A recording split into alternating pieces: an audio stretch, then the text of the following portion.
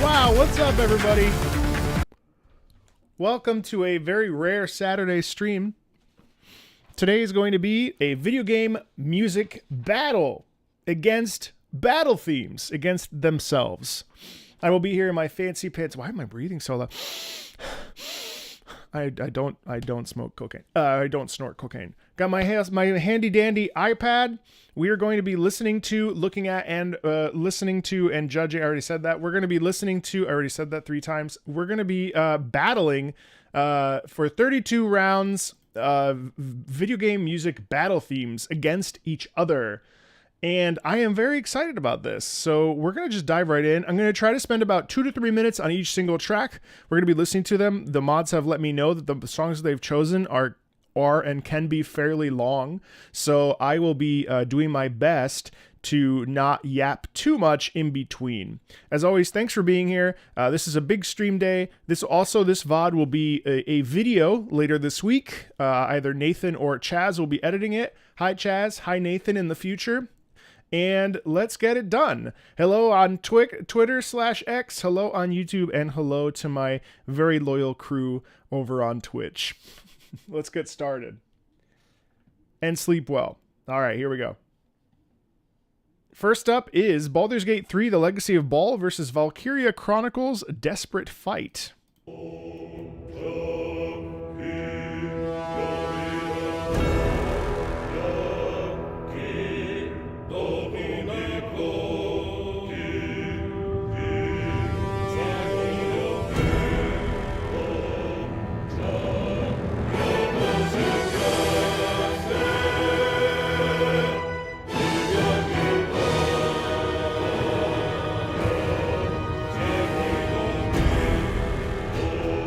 I love the heavy use of brass in here. Fantastic lower brass in the...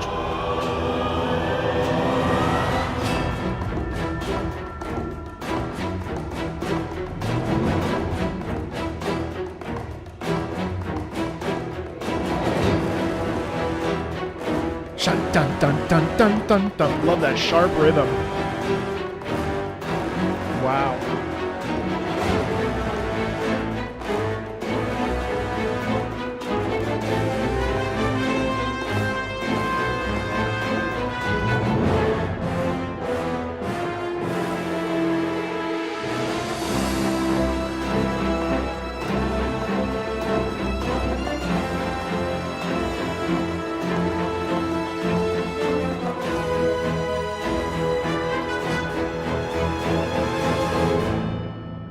Really fun, unique percussion in here too, by the way.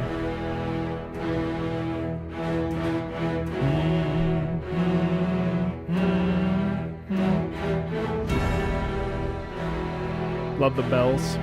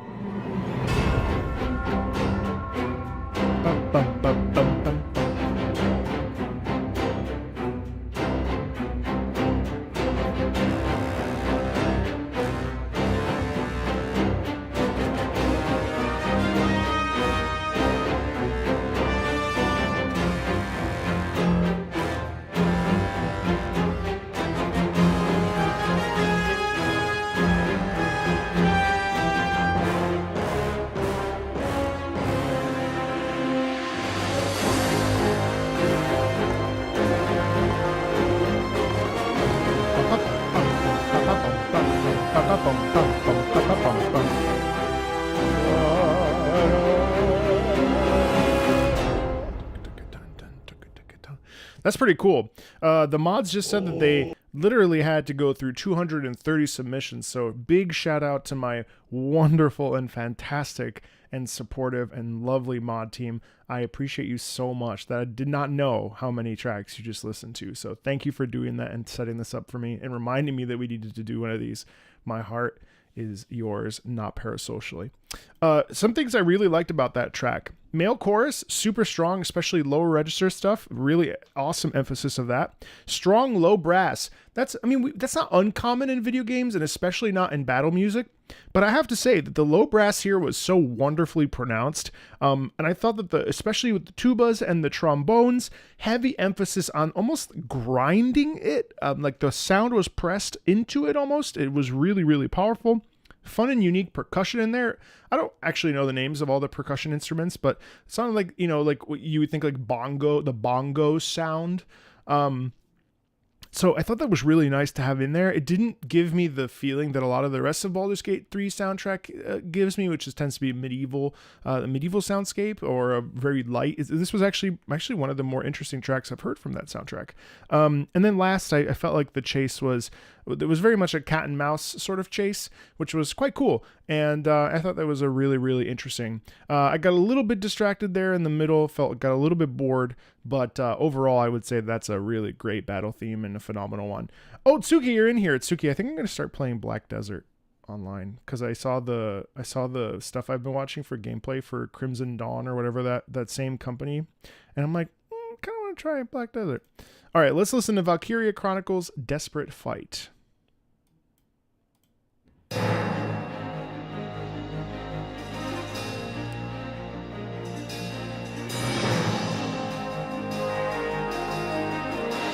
Very different tracks, obviously.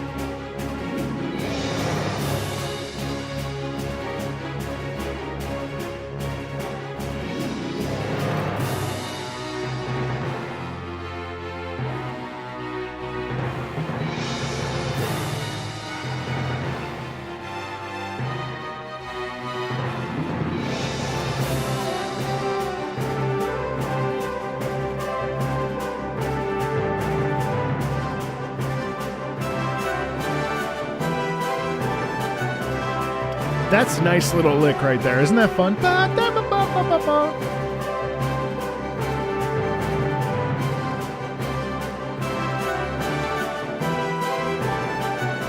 That too. That's very musical theater-ish almost.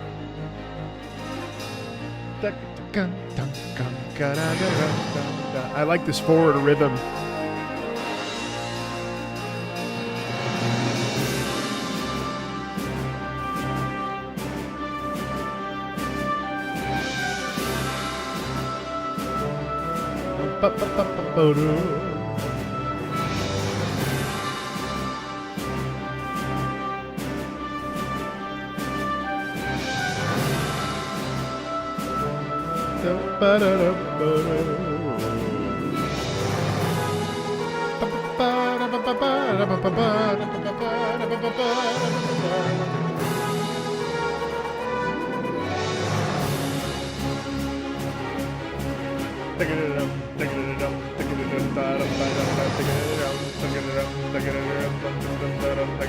All right, I think I heard everything I needed to hear there. So a couple different thoughts I had about that. I'm trying to really be synthesized here and very specific about what I'm saying.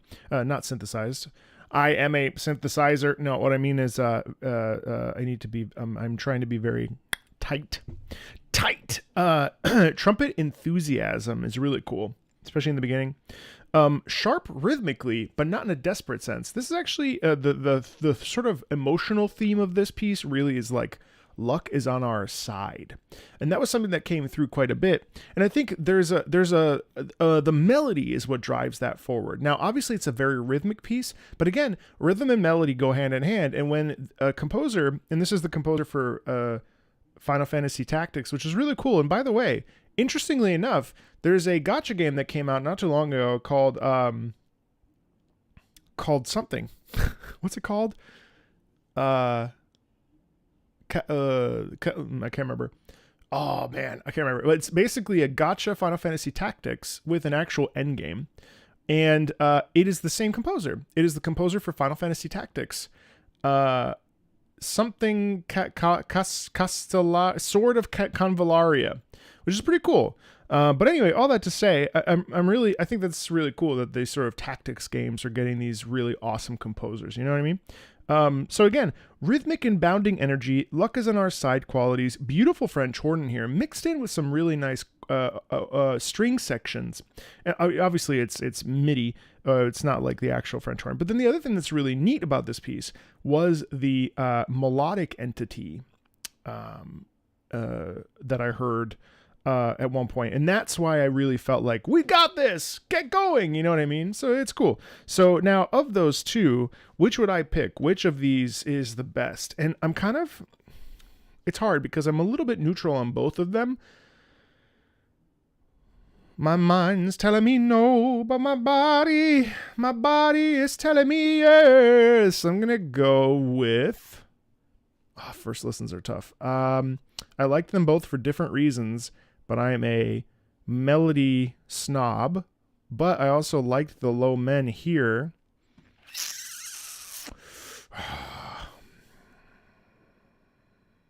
They're both kind of the same. They're both like 6 out of 10s for me. I think I'll go with...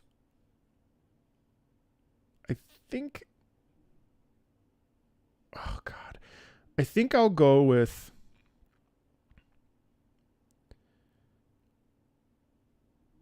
The Legacy of... no. I think... Yeah, I'll go with The Legacy of Ball. I found him more interesting, ultimately. Dragon's Dogma, End of Struggle.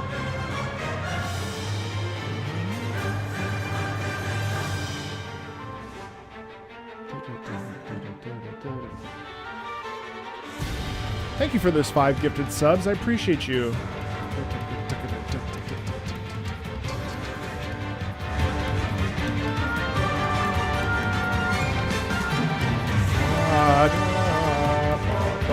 Uh-oh.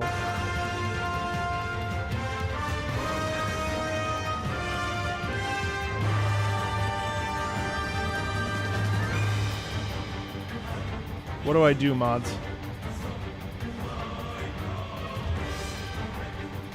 Thanks, Conby.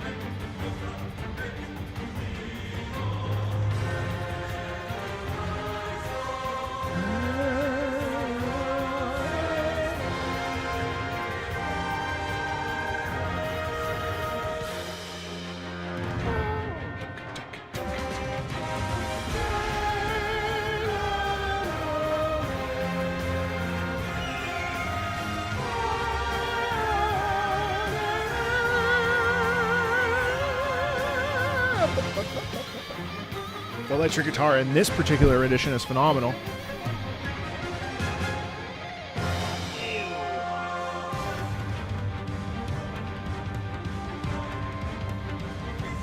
Yeah, I'll look it up on YouTube.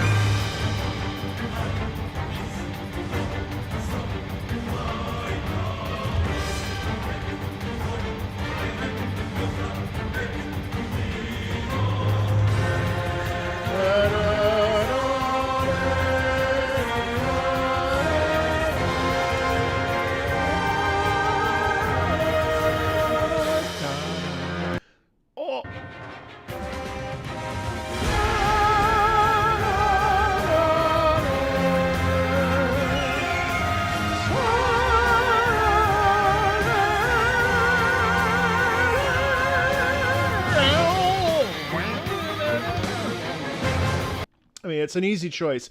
But let's listen to Honkai Star Rail here too. So the thing about this particular track, hold on. The thing about this particular, where are we? Did I just? No. The thing, I already made that mistake once the first time we did this. The thing about End of the Struggle, this particular version from Dragon's Dogma that I really love is the frenetic energy in this. It's a fantastic battle theme, 1,000,000%. But what's really cool about it is just how dense dynamically this piece is. When we have chorus, drums, like drum set, it's very abnormal. We don't really hear that when we have like a purely classically based sound.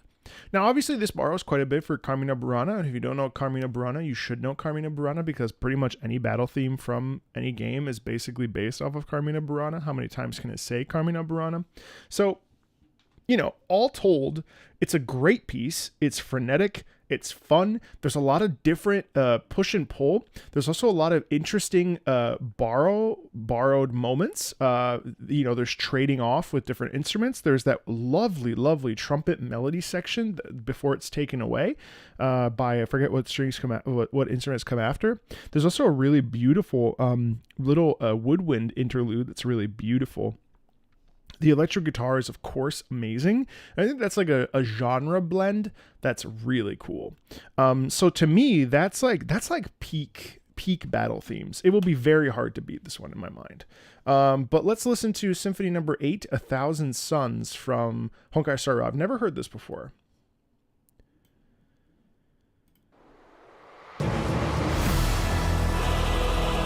Oh shit.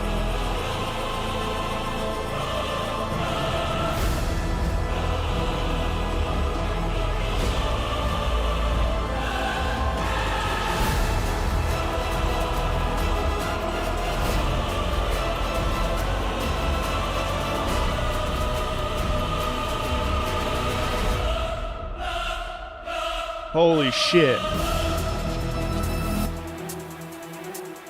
Yeah. Holy shit. Da da da ya.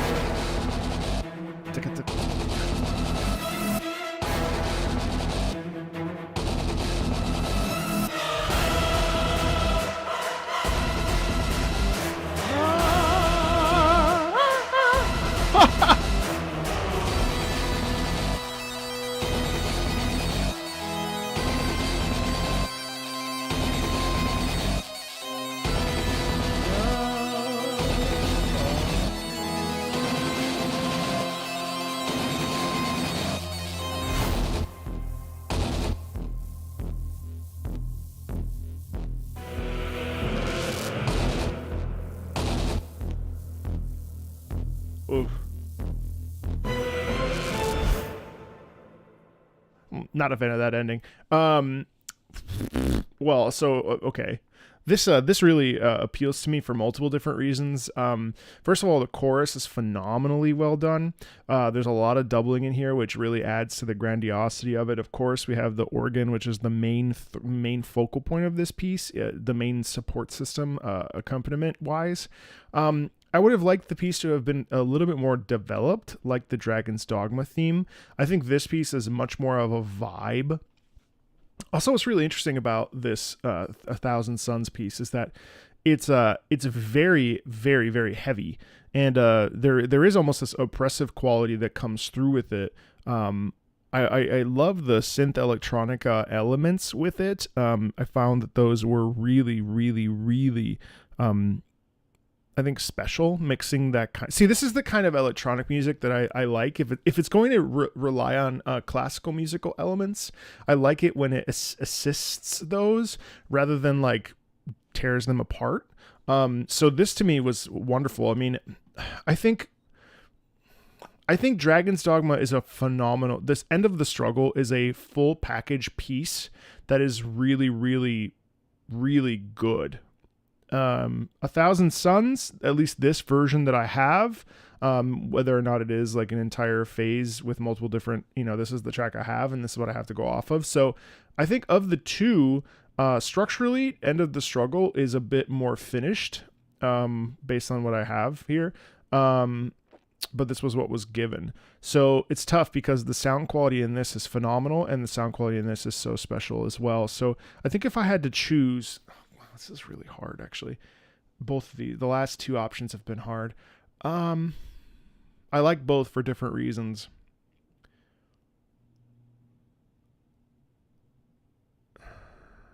Well, okay, so like, what am I basing my criteria on? Is it just likes? No, it should be based on how much I feel galvanized into going into battle, right? It should be the way that I perceive the instrumentation. It shouldn't just be based on my like.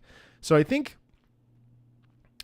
based on the instrumentation and based on the galvanization. Oh God, no. See, they both offer it in different ways. These are such good themes. Oh,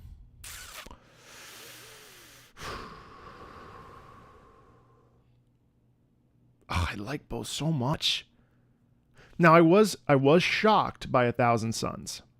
I was very shocked by 1,000 Suns. That caught me off guard, and I liked how clean it was. The End of the Struggle I know quite well, and I love the melody. And I'm a melody simp. I'm a melody glazer, if you will.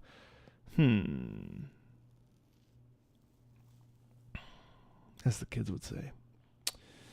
I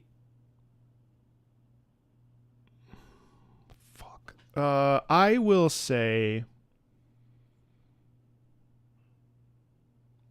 the Honkai Star Rail. Oh shit. All right, what is this? Oh, this is Arknights. What is this? This is Here a People Sows Boss Fuck. Why does it do that? All right, hold on. No, I don't want to listen to that yet. Hear the people sows boss battle theme.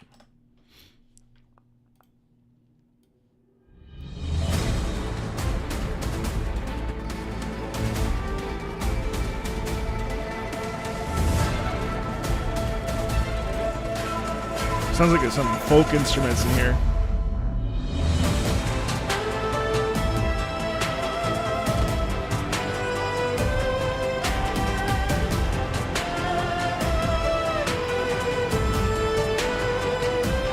Arhu is top tier instrument in my opinion.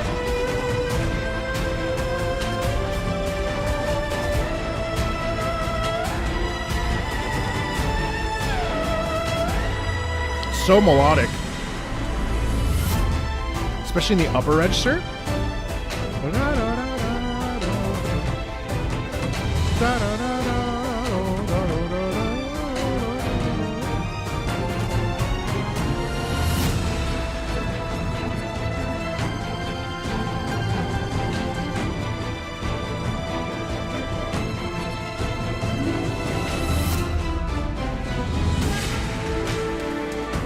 Fantastic sort of drums in here as well. A lot of oh my god.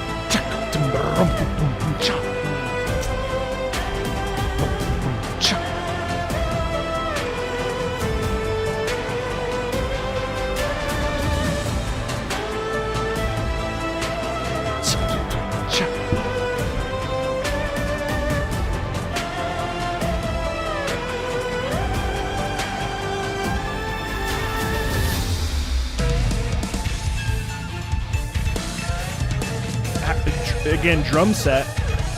Whoa! Fantastic distortion there. A little bit of piano in here? Yeah, no. Vocals.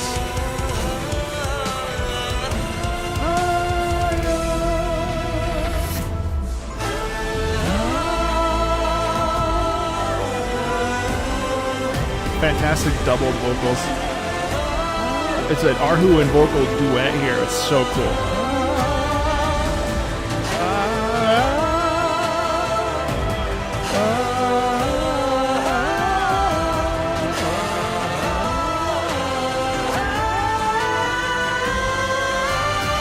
Whoa! That's fantastic. Holy crap.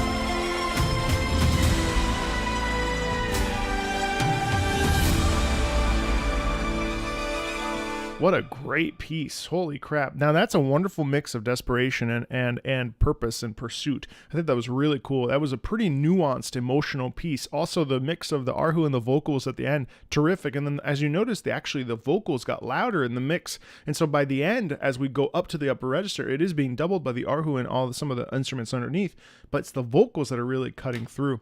I mean, Arknight's music is really hard to beat. And I know that there's, gacha games are such a unique, I think gacha games are a really unique soundscape, and I think that they are just really well produced. And I'm good friends with a bunch of these guys now, and their passion in composing is so cool, and also their speed in composing.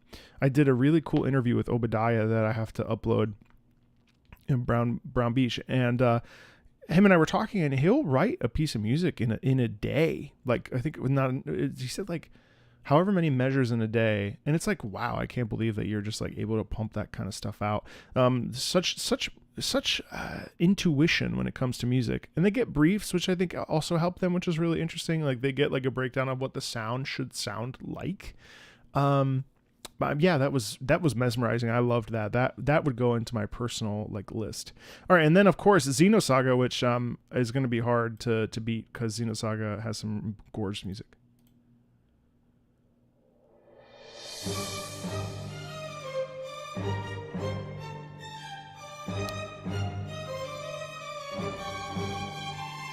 Classic sound.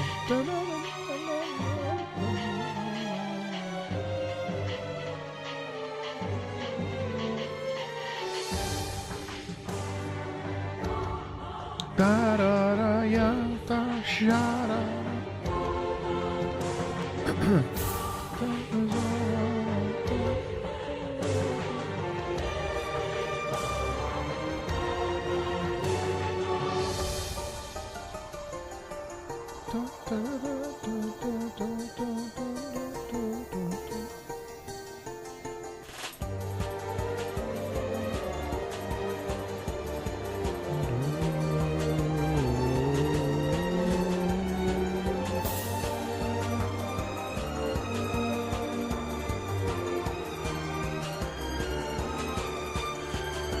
Obviously, it's much more mellow.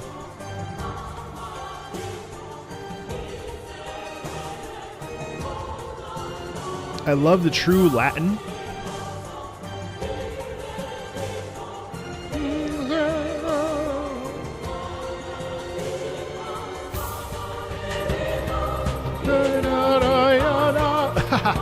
Never heard it before, but you can tell. Da, da, da, da, da, da, yada, sha, da, da, yada, da, da, da, yada.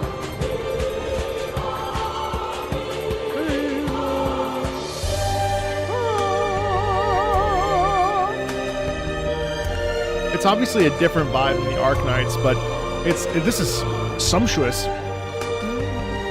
Again, really heavy on the melody and string.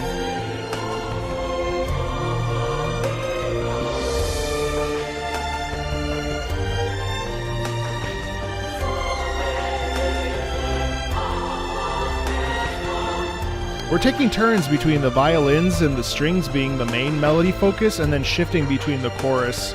And it's also cool because the chorus is only female dominated.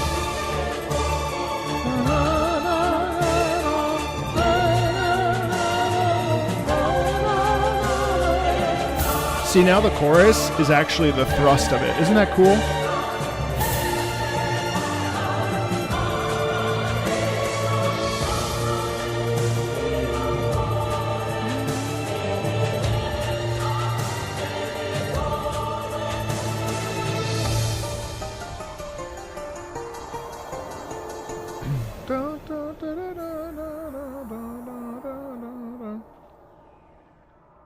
I thought it was a really a track. And I would my instinct was to say poised, but I'm not sure that poised is the right answer. I think, or the right statement. I think that the track was very, very mellow, almost to the point that this fight is, I would say, less desperate and more a reflective piece on like the circumstances at hand, where it's like, I can't believe that, it's like the "you were the chosen one, Anakin" type of sound, where it's like, when we listen to this track, it doesn't feel like it's in your face. It feels very much like, what are we going to do? Like, you said that we were capable of doing great things, and now look, you know what I mean? So there's almost like a guilt sound that's existing through that. And I think some of that's due to the strings, and then some of that's, of course, due to that soprano. That's sopranos and altos that are marking that.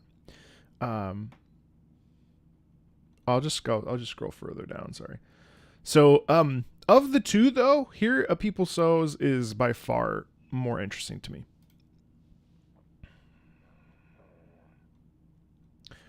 Oh, God. All right, I guess that's just for everyone. Let me just bring that up just so that's ready to go. Clash, Artifacts of Key. I don't know what's going on today. Here, hope so. Was it this one? Yeah, it looks like it. Yeah.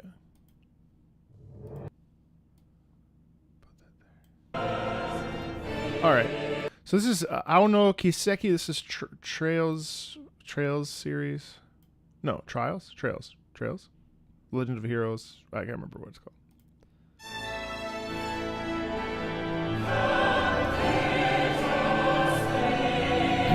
Trials to Azure. Another organ piece.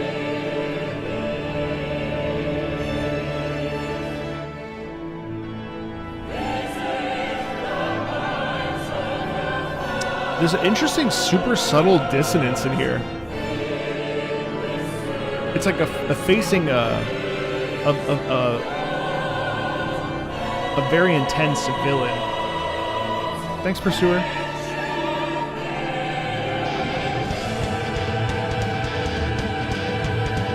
Is this Falcom?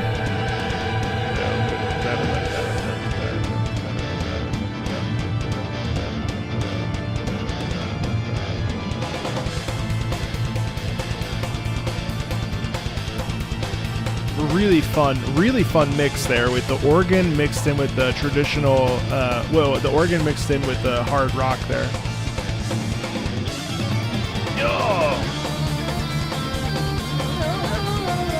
Oh, yes. Now that's a cool melody line.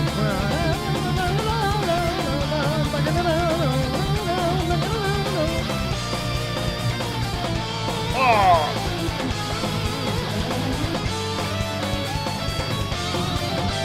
Nice harmony there with the dual guitars.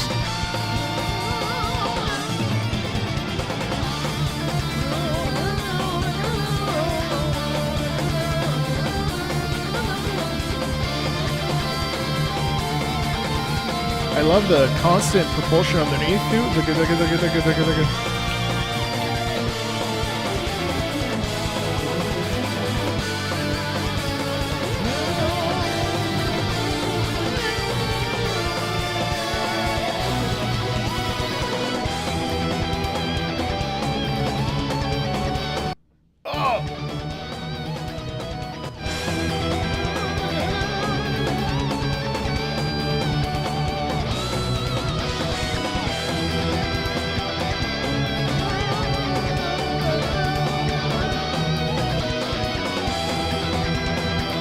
I love how intensely this percussion is working too.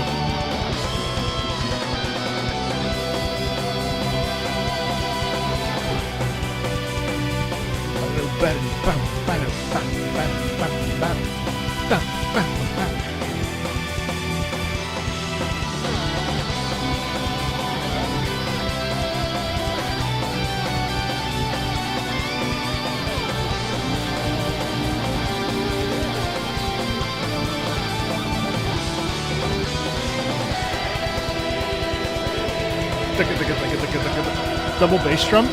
I love a double bass drum. Oh.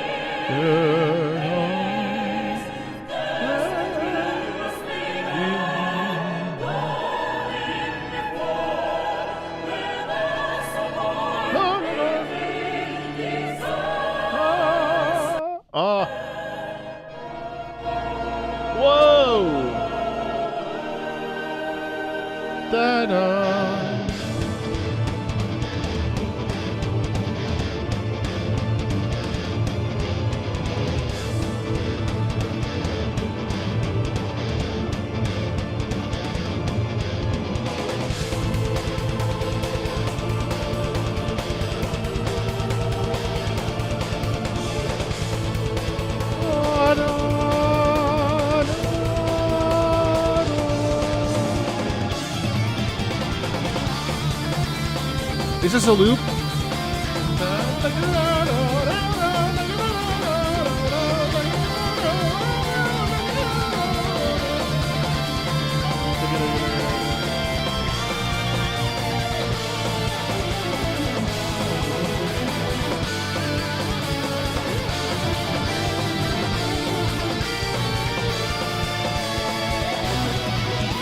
Key change.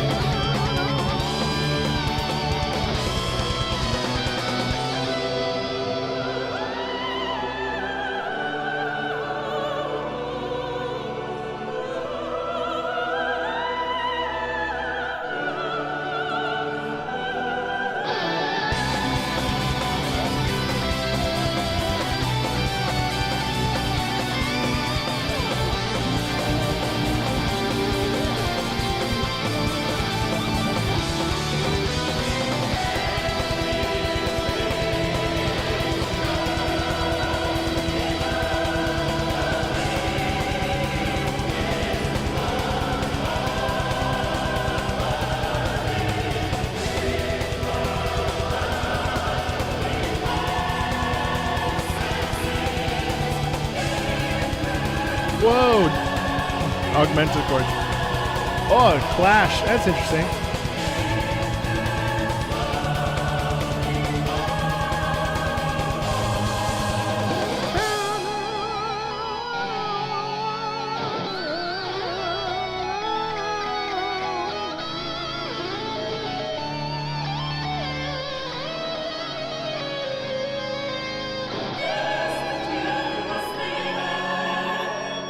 Oh, now we have the same thing from the second, the middle. Okay, all right, it's the same thing. They'll let your guitar pulled out.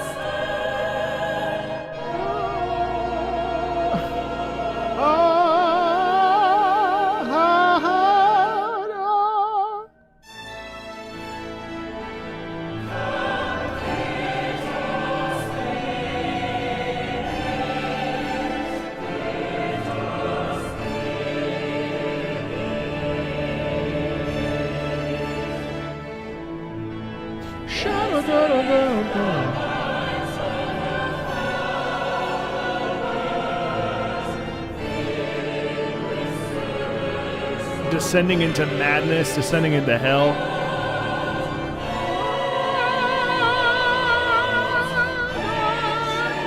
Again, more augmented, so we don't go full whole step down. Please resolve. Please resolve.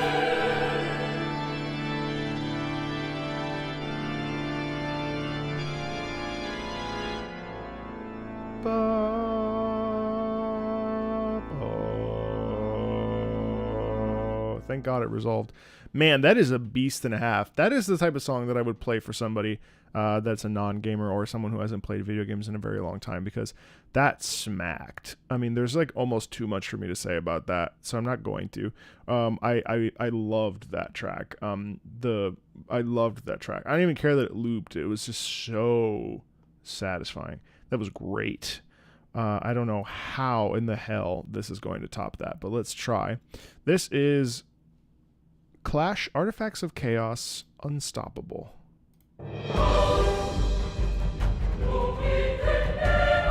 That's cool. It's a very similar style, actually.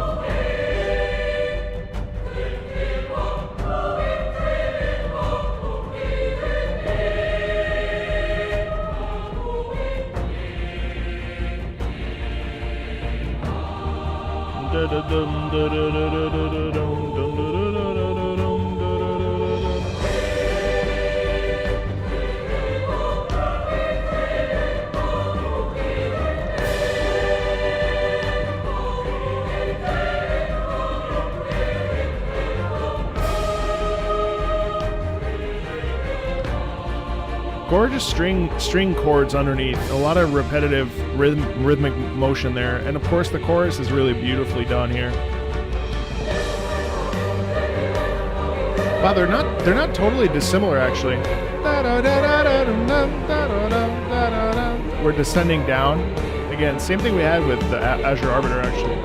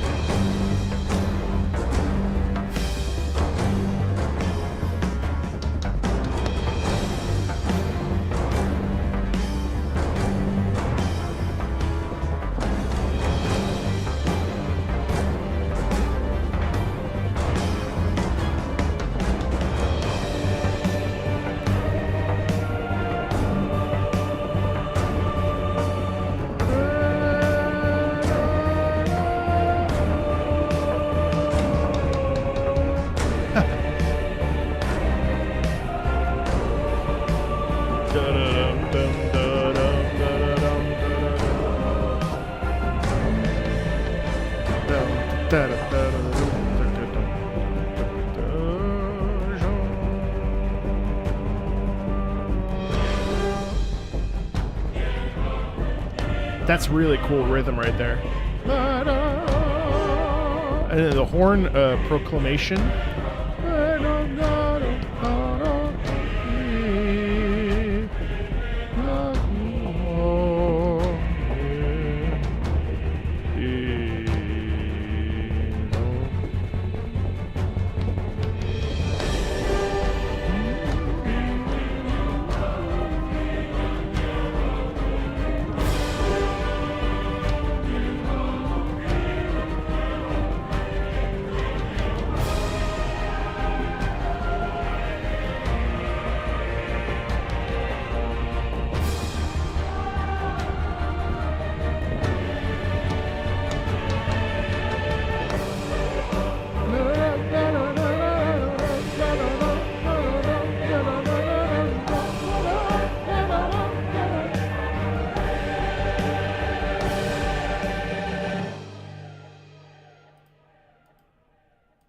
It's very intriguing.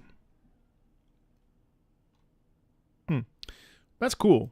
I like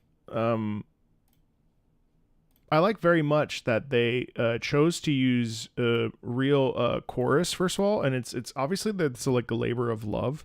I think the track Unstoppable really puts an emphasis on feeling like there's a chance of victory, but it's still an impossibly difficult fight, and there were a lot of rhythmic the rhythmic identity of this piece is really really fun. Does it compare to Azure Arbiter? No, it doesn't, but they're both very good. Oh, Crosscode and Cry Machina. Cry Machine fight the... Oh, God. What does this mean? Why do we say ads removed? Ad removed. Like, I have YouTube Premium. Oh, well. All right.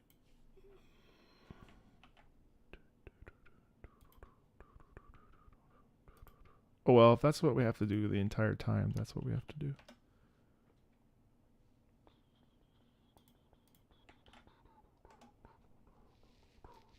Well, I've heard this before, actually. All right, let me grab this.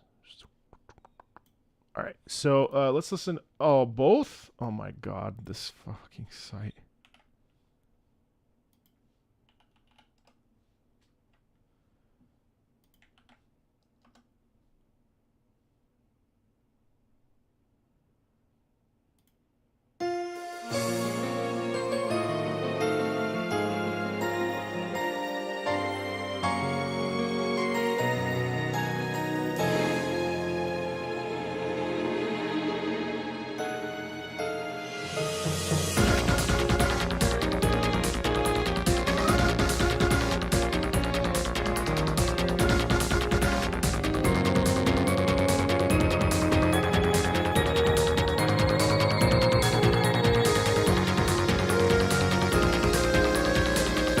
What an awesome soundscape.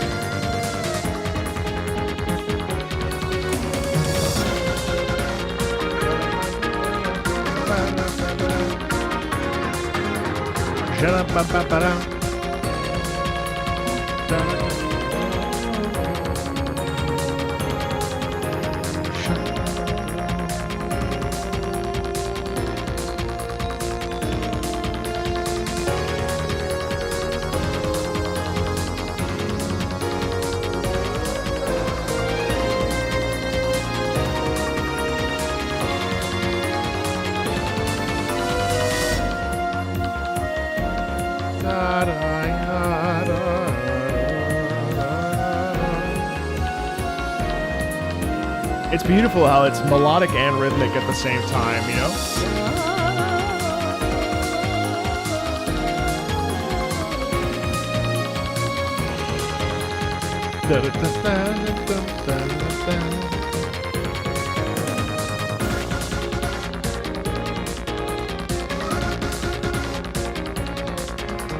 Shut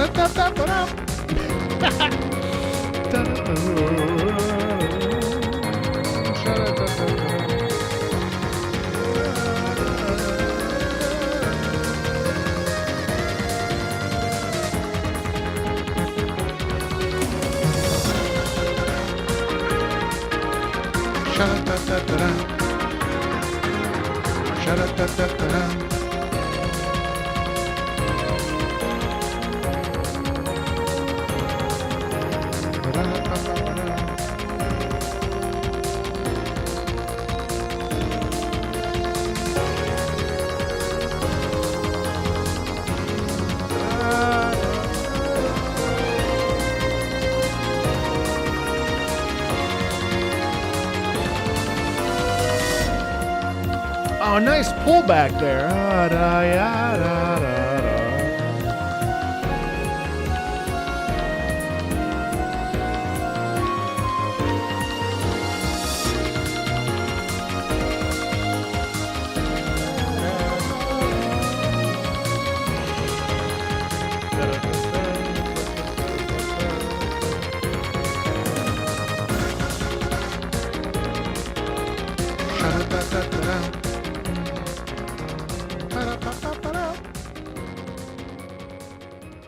I really liked how predictable that was, which that may come across as like a negative thing, but actually I felt like that was quite positive about it, is that it was repetitive, but it never overstayed its welcome, which is very challenging, I would say, with video game music in general. Sometimes music does overstay its welcome. That was like fun.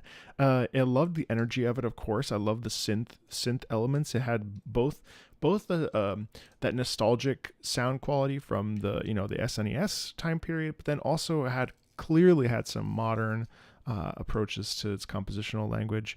If it had it was obviously much cleaner than that sort of sound. It was just like a very bright piece, even though it was a battle theme. I've been meaning to play Crosscode.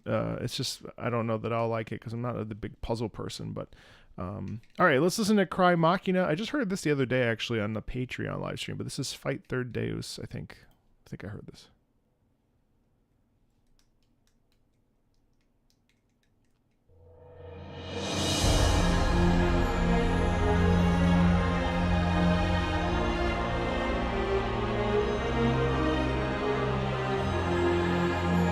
Cool to have a battle theme start slow.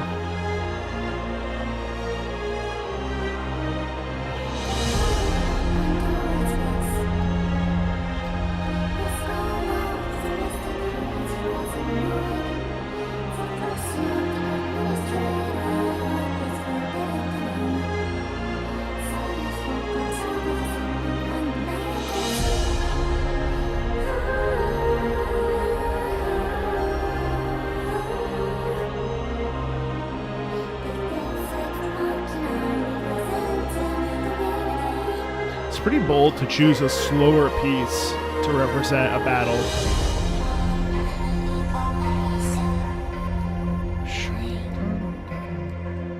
This one has a lot of depth to it.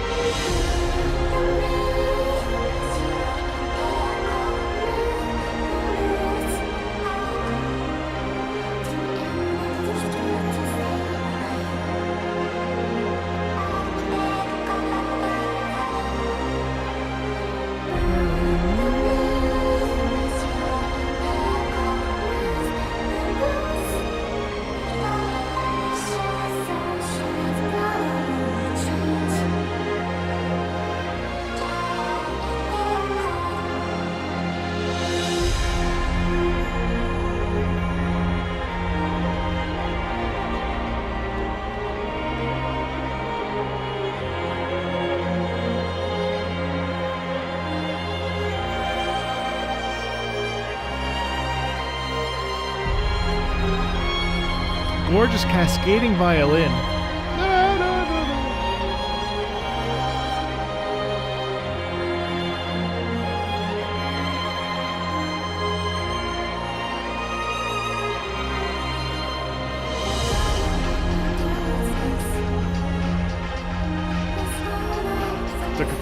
There's some rhythm in there.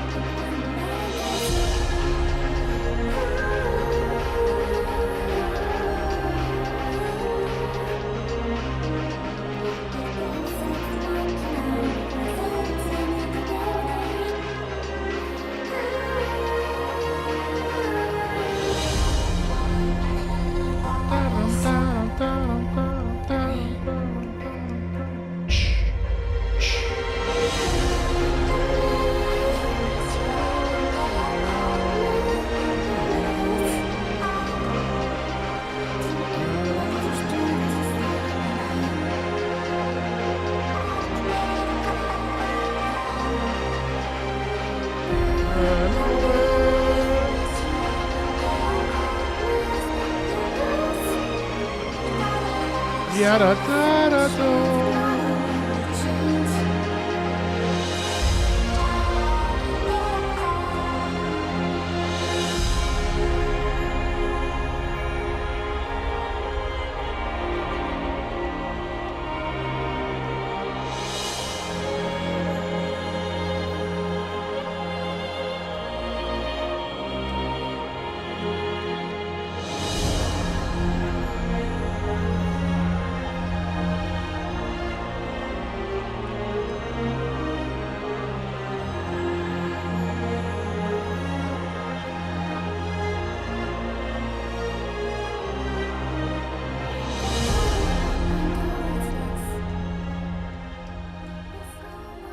What a fascinating piece, and this is the second time I've heard it. You know, I think what's really audacious about this is that it is a battle theme, and yet what's interesting is that we chose to really have very minimal forward momentum when it comes to rhythm or tempo. What we end up with is a really actually more of a ballad piece that's really a reflective piece about a decision or choice that has to be made, I would assume. And obviously it's like fully textured, very, very, very nice big sound to that, very, very evocative, and I think it really like reverberates in a funny way. It reverberates inside. It reminds me a little bit of like Sacrifice of Tradition from Ghost of Tsushima, where like a decision has to be made, and you know it's going to be a bad choice no matter what you do, but both are kind of, you know, bad choices. So it's a funny battle between the two of these because it's just really hard, because one is so wonderfully one is so wonderfully bright and has a wonderful sort of repetitive nature that like enhances the experience, and the other is a deeply emotional one. But I think in this particular case, I'm going to go with Cry Machina because I like the slowness of it, and it's just really hard to find battle themes that are truly slow. So even though I love Crosscode's soundtrack is phenomenal, by the way, and it's like I'm planning on playing it just because of the soundtrack. So but in this particular instance, I would go with Cry Machina. Let's see if we can actually use this app. Oh, Era of the Shingai and MS. All right. Oh wow, it works. Imagine. Whoa.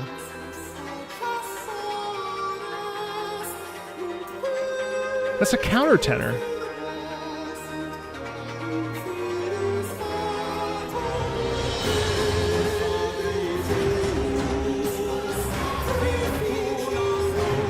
Holy shit.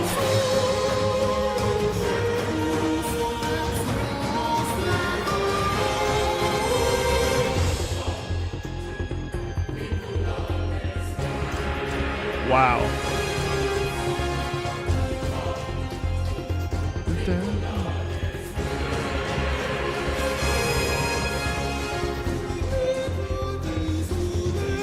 That's a countertenor. That's crazy. I've never heard this in any video game ever.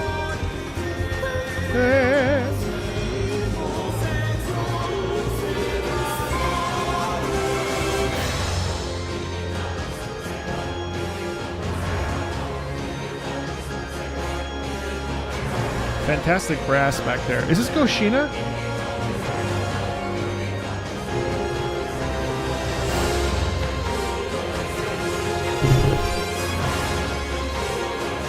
Nice. Man, this goes hard as hell.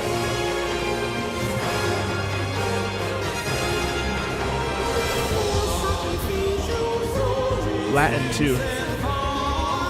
It's a duet with a tenor and a countertenor. That's crazy. I've never heard a countertenor in a video game before.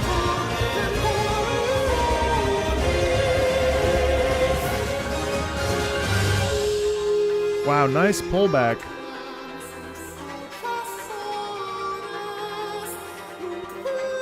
That could be a mezzo, not a countertenor, but it has a male quality to it. I'll explain. Really, really nice clash between these two voices.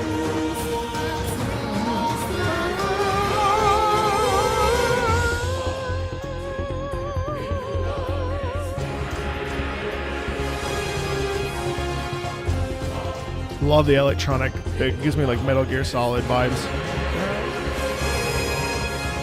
Gorgeous upper horns in there as well.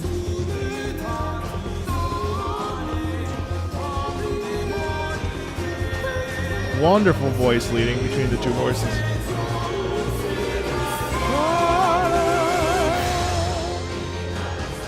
Wonderful rhythm too. Shut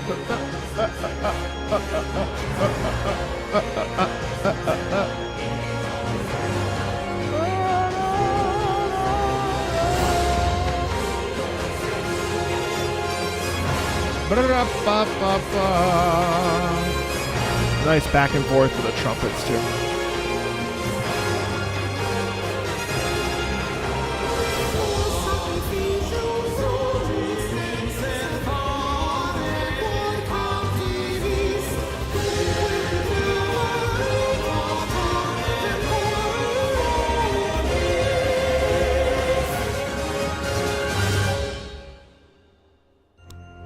Nice resolution too. I always hate when they blue ball you at the end.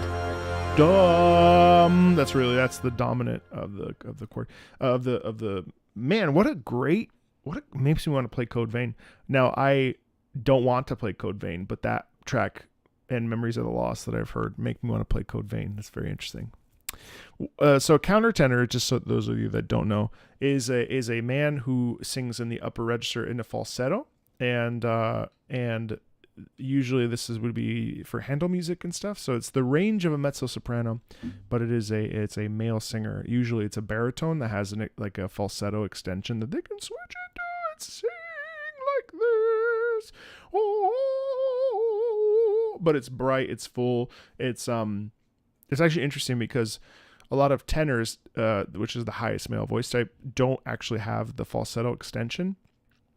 Like me in my training, I train to sing very high notes with all of my body.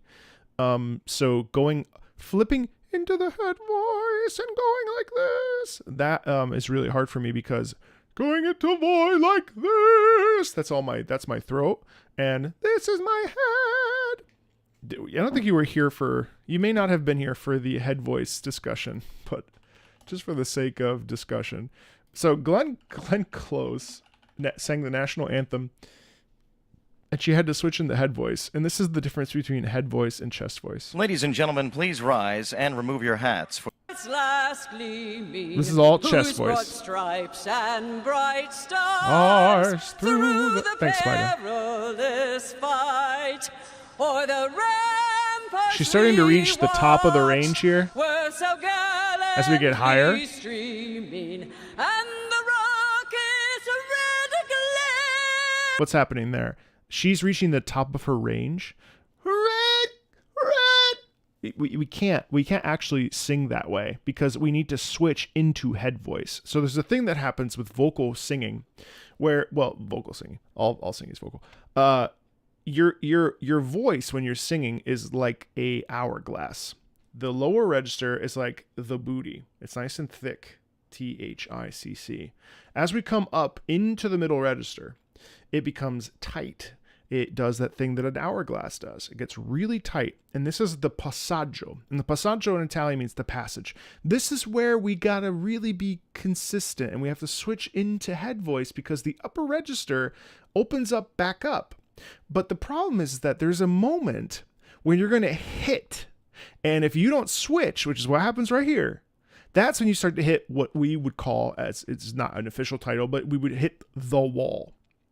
And the wall is where you sort of splat out, and that's what's happening here. And now listen to this. Check this out. The bombs bursting in air gave proof through the night that our flag was. That's all chest, so that's still good. Now listen to this. Listen to how she switches here. Oh, say does that star-spangled banner yet This is belty. Here we go. Now she has to switch into head. Or the land of the free. It's too high. Free. You can't. So the reason why she can go up top is because she switches into head voice. And head voice and chest voice are two different sounds. Now, there's other more complicated stuff that we could go into, but let's spare you and not do that. But essentially, that's the difference between head voice and chest voice. Countertenors, which I'm not going to play an example because it's going to get dinged. And crosscode is actually copyright unfriendly anyway, so that's already on the list. But when we switch into head voice, and what countertenors do so well is that they can stay in head voice the entire time. A cantor would be a tenor. Almost all cantors are tenors. So all that to say, it's pretty cool to hear this because either this is a mezzo-soprano with a decent-ish voice, or it's a countertenor. It's okay, guys, because we'll do it in when the video comes out on the channel. I'll just have them unfortunately mute that or just remove it. But it's okay. It's all good. It's okay. I'm glad to listen. I'll listen to Crosscode any day of the week, but that's Materia Collective, I'm pretty sure, and they're kind of funny with their. I'll reach out to them and maybe they can whitelist it. Anyway, all that to say, really interesting stuff there with that Code Vein track, and really interesting voices. That may be my favorite of the day.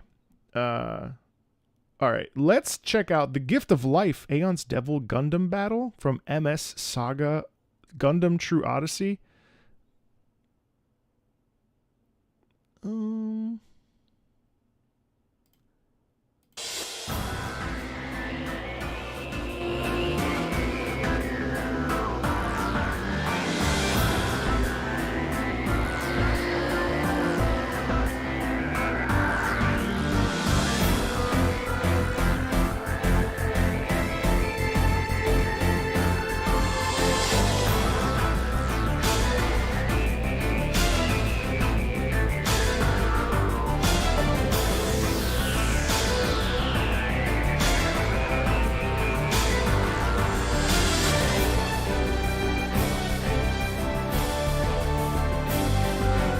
I like that melody.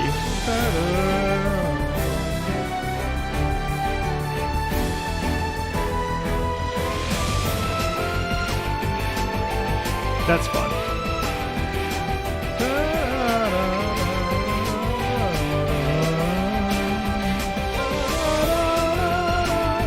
I'm a melody simp, man. I really like a melody, no matter how simple or complicated.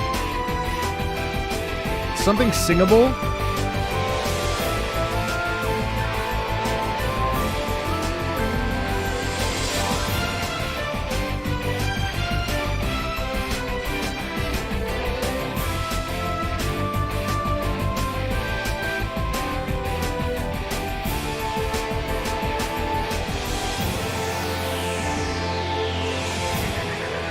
You were?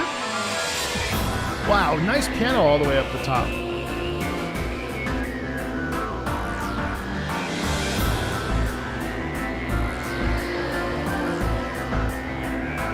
Sick.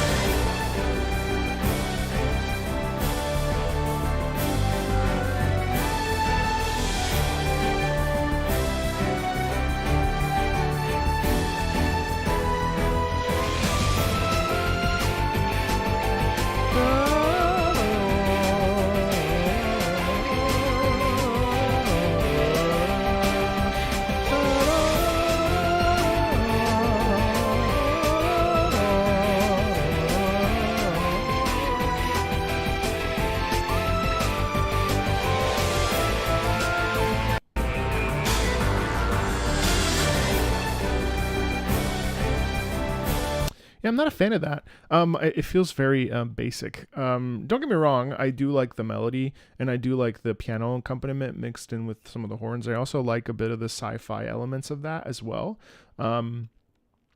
So there is a feeling of like, well, so don't get me wrong, the theme of the like, I have to fight this battle because it's a really important task.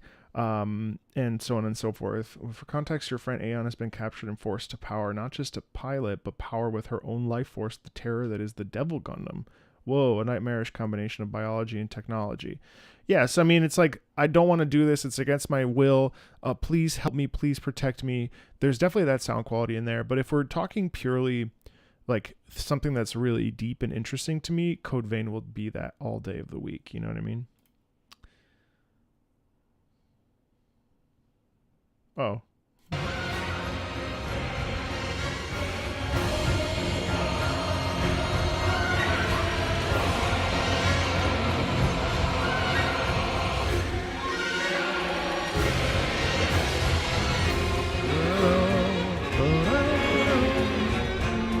This was an S+ tier on my ranked Elden Ring boss themes choices.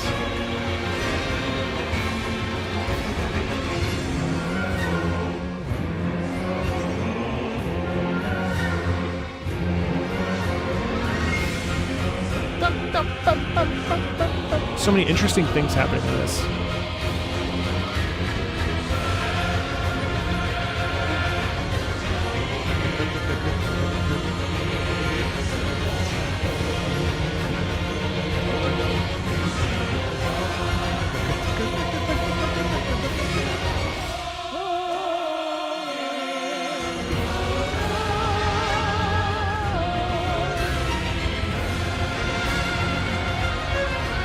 Love how the string takes over there.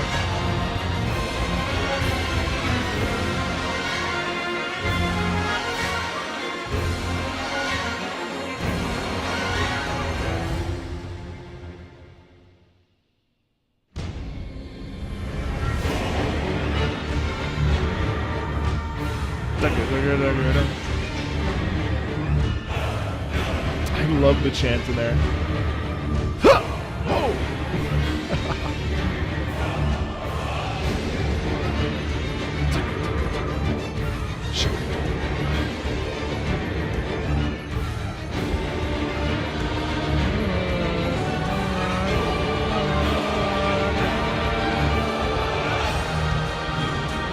This part.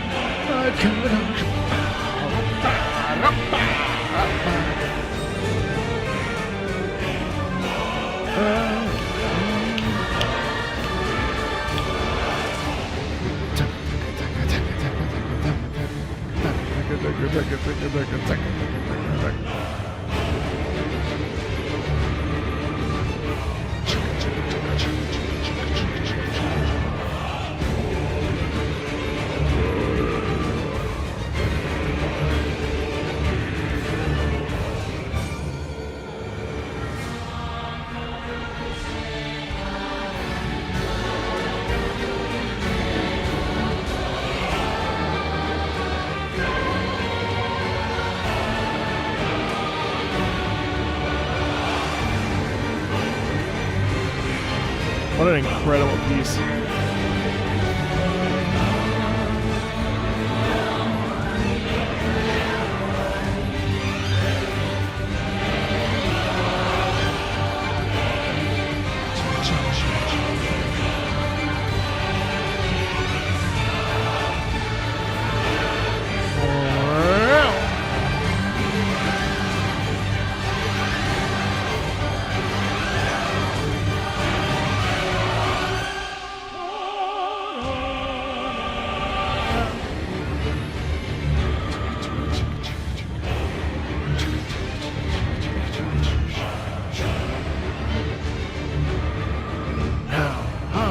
So there's the middle section that I just go nuts about. It's such a simple little melodic thing. I love this. This is actually one of my favorite FromSoft tracks, I would say. I would love for this to go to head-to-head. I don't think it would beat out Ludwig the Holy Blade or like Lady Maria, most of the Bloodborne heavy battle themes, but Divine Beast Dancing Lion is probably, well, it's one of 4 battle themes that I think are the best in Elden Ring. So that's going to be tough for the rest of this competition. But Gravity Rush 2 and Gravity Rush in general have phenomenal tracks. So I'm really intrigued. I've never heard this before.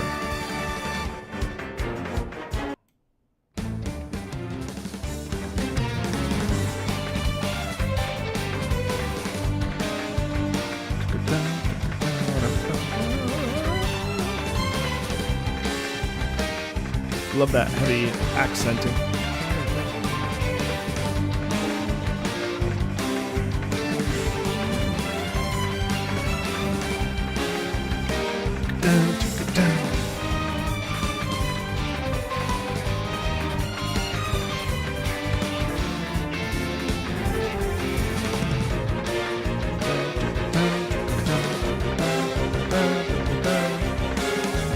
It does kind of feel like we're flying, huh?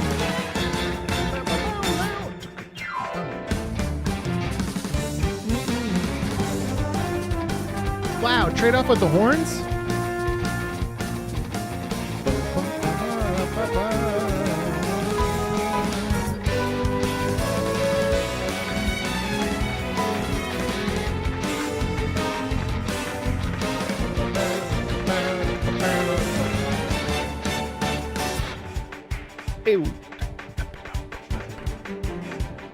It's 6 minutes?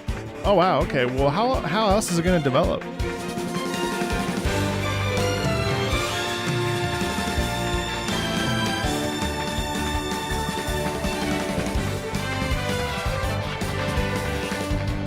Really nice trading around other instruments.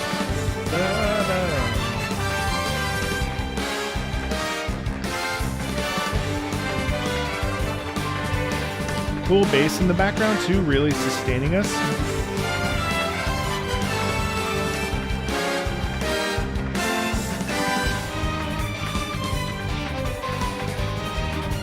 It's cool. You hear the strings? There's some piano in there.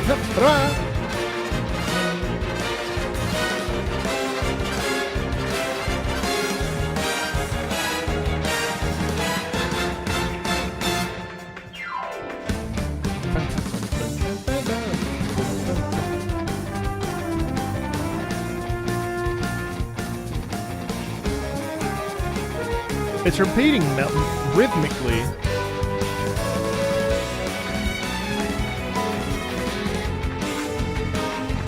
Okay. I think it's repeating. Really, unsurprisingly, it's pretty effervescent for Gravity Rush 2. It's a really nice piece. I think the trading off of instruments is really cool. I think that the general like that stuff is really, really fun, especially for galvanizing and getting us into the flow of battles. There are far better tracks from Gravity Rush and Gravity Rush 2 that I've heard that would have worked better in a context against something like this. Let me just fast forward a little bit to hear if there's an ending.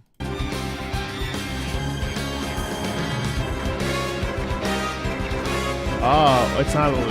Okay.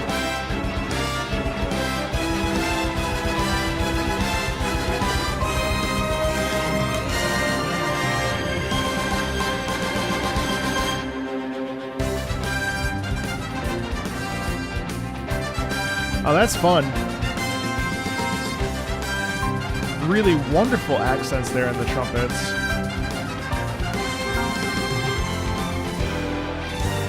That's pretty.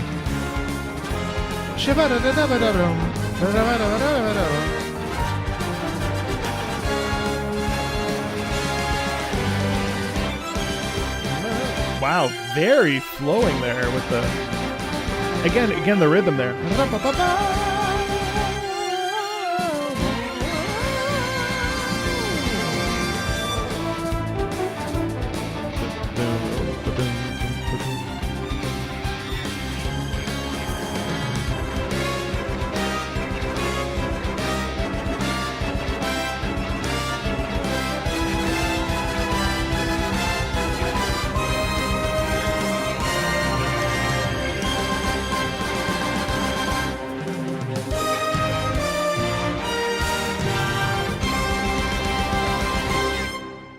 Thank you. And sorry about that. I didn't mean to shortchange whoever had requested this or put this in as their submission. And thank you for the mods for including it.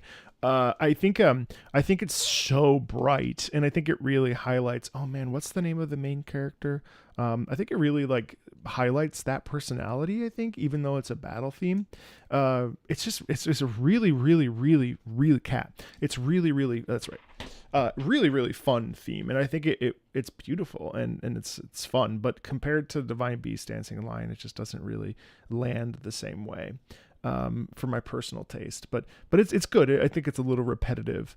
But that aside, I think the trumpets and the horns, that stuff is really fun. The sharp rhythm, like I mentioned, that's all great. So. Okay. Ooh. Su beso de plata? Yeah.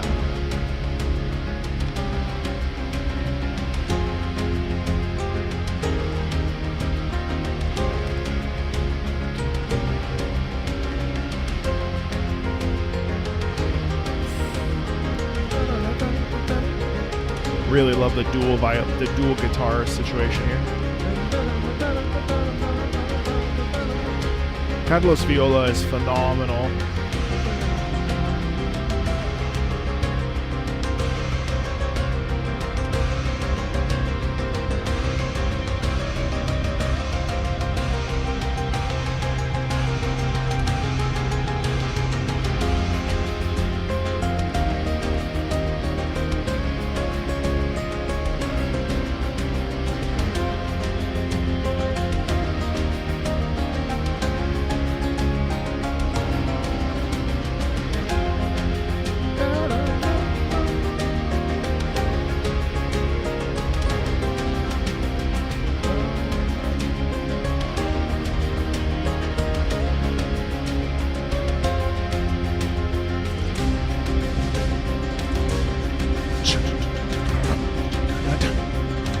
acoustic snare in there too.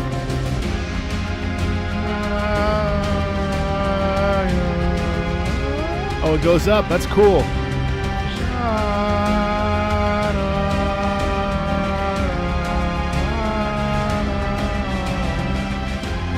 It repeats higher.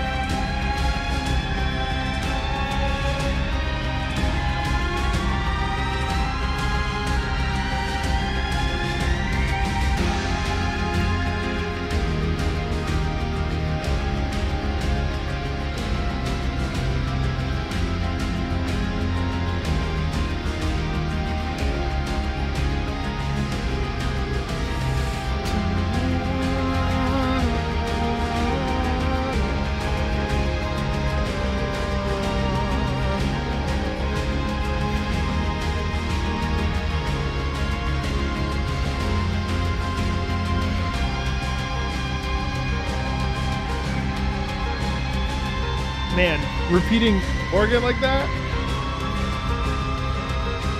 sliding up in that electric guitar.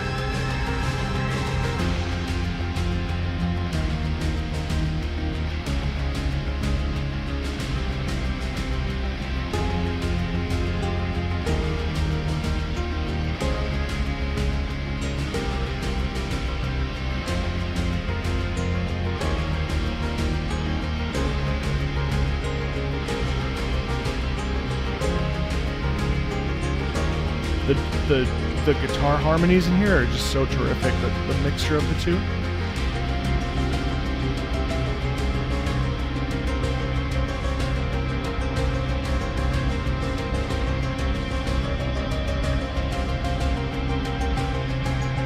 Wow. And we reset. Oh.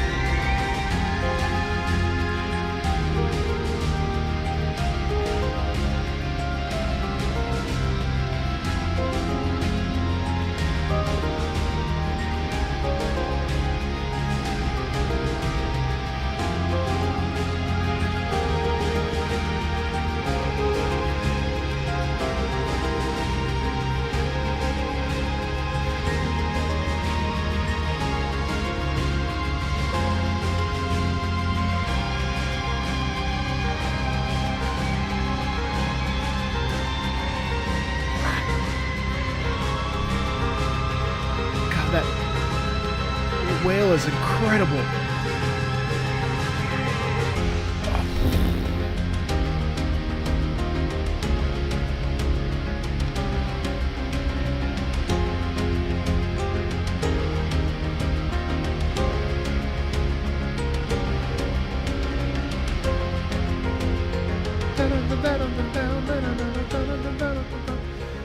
So I must confess, I absolutely adore the Spanish soundscape, especially when we think of like your classic Spanish folk music, guitars and you know this particular sound really sits in my like gut.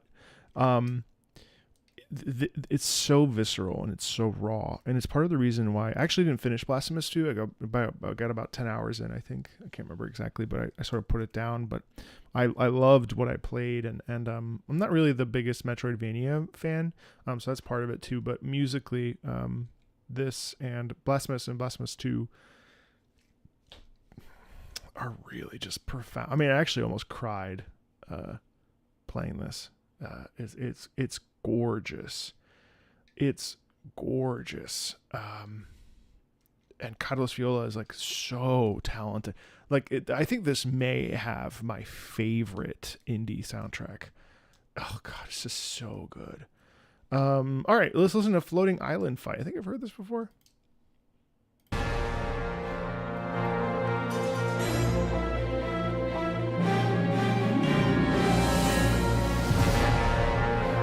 Nice heavy brass.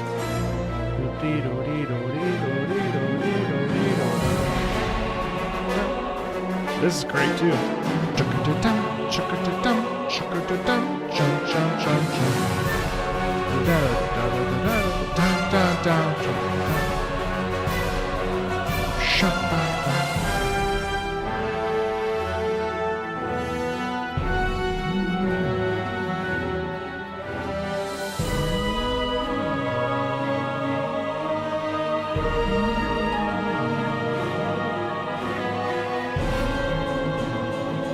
Wow. Super dissonance. Interesting music there.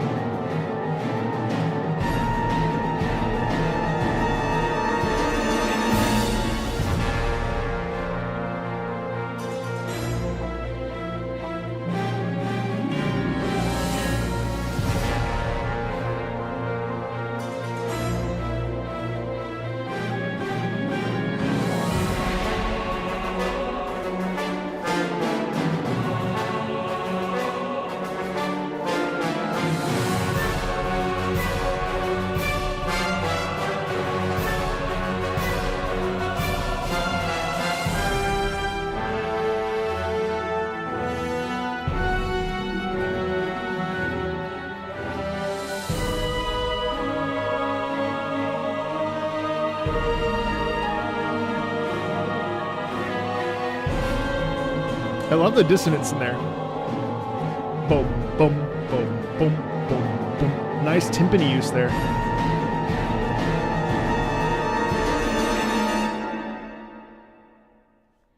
I mean, it's a great piece, and honestly, this whole series, I've done a couple videos of these guys. The Legend of Spyro has some really this trilogy of games has a really good music, good classical music. And if you want to check more of it out, there are several videos that I've done that cover some very specific tracks. There's a very particular patron supporter who loves this music, and they requested a lot of Spyro. So if that intrigued you at all, definitely go check out those videos. Not a shameless plug, but just something that I think would be really interesting for you if you enjoyed that. But I was very struck by how mature this sound is, because I think about Spyro from my Spyro from the PS1 era. Nothing like this, and I know that apparently the games are quite poopy, but the soundtrack is honestly genuinely phenomenal orchestral writing that you could hear in a symphony hall, and people would be like, "Oh, what's this?" But of course, it's going to Blasphemous. Oh, Sealed Vessel.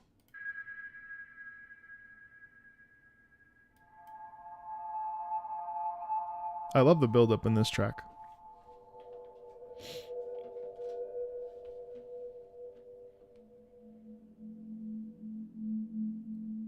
Man, I haven't played Hollow Knight since 2018.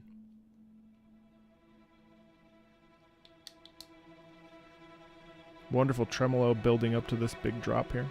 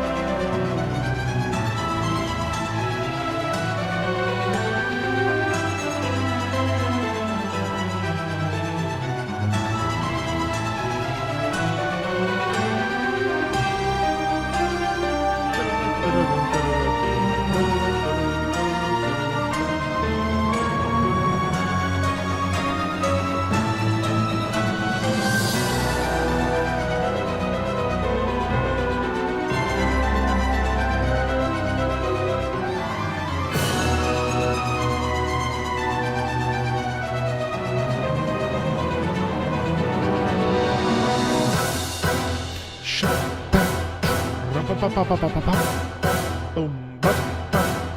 da, da, ba, da, da, ba, da, shoom, ba, ba, ba, da, da, da, da. Like the piano accent there. Down.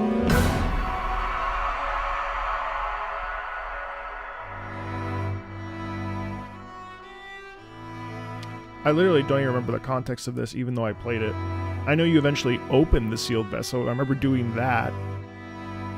But I don't remember where this plays. This was pre, like, analyzing video games. This is, like, way before I was just playing passively.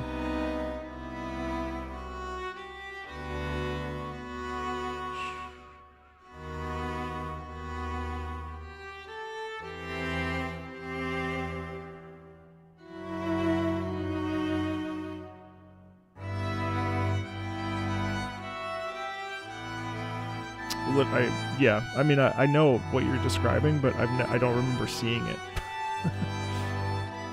Like, I don't even remember that. It's just completely out of my mind.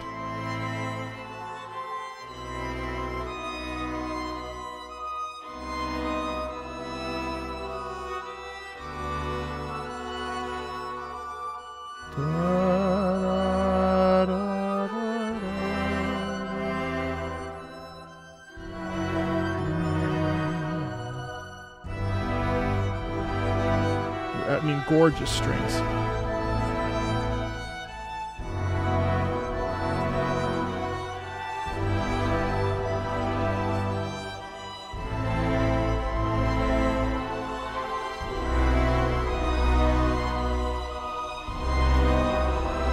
The strings are so bleak.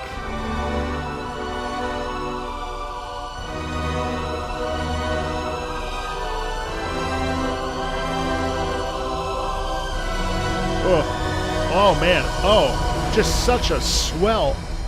Oof.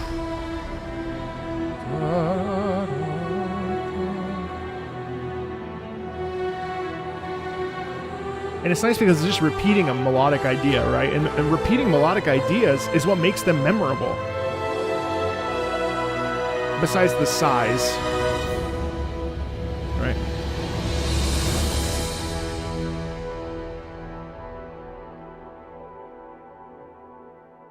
I mean, it's a great. I think I need to replay this. I think I'm at the point where I need to replay. And the gorgeous piano here is we sort of just like, again, this does something really special.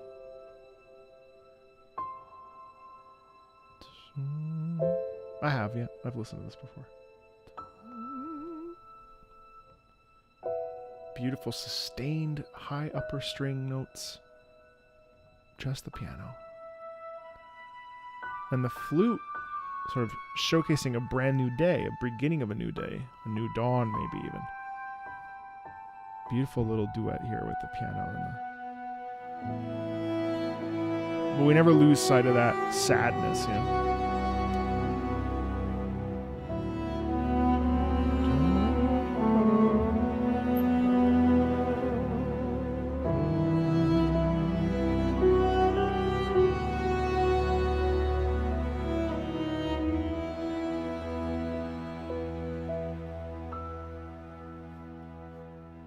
Yeah, that's great.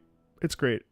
I really think it's time for me to re-experience Hollow Knight. Is this a game that you would want to either watch stream, have me play on my own, or you know, I guess those are the two choices, because I've been debating streaming it, but it would just be quite a big commitment, time-wise. But it's been a minute. It's so good. Yeah, really, really touching. I did finish Katana Zero, by the way. Loved Katana Zero. Loved Katana Zero. Right now I'm playing Sanabi post Katana Zero. Really, really, really good game. Really good game. Katana Zero was a vibe and a half. Loved every second of it.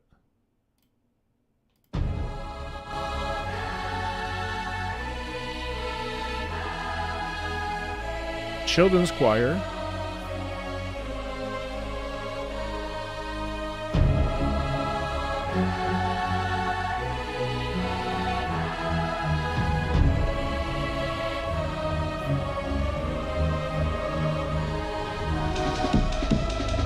What?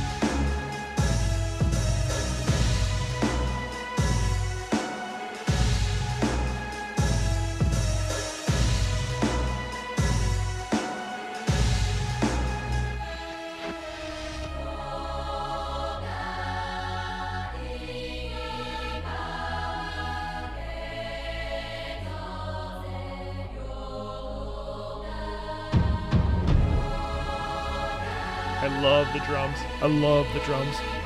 What a cool song. Sorry.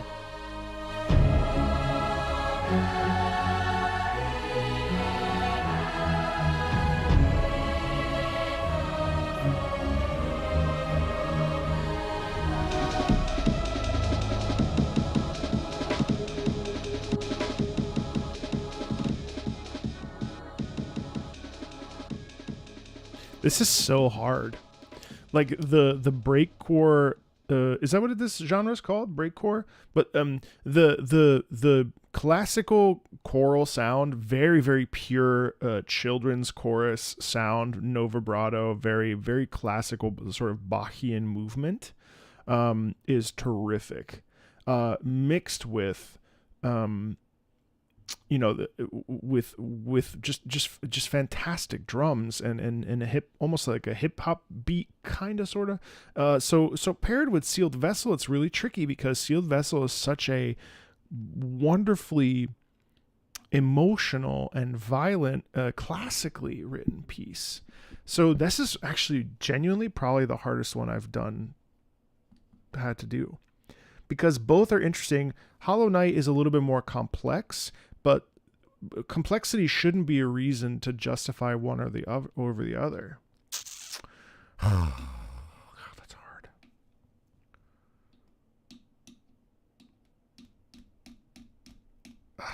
I do like both for different reasons.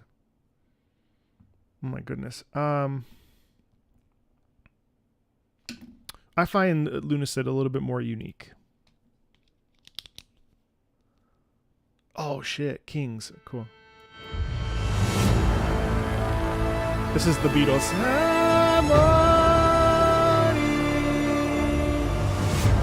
Don't have an explanation. It's the same sound quality as You Never Give Me No Money.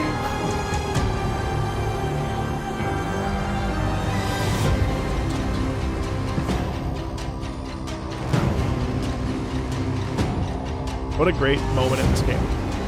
I want to replay this too on YouTube because we lost my stream on Twitch.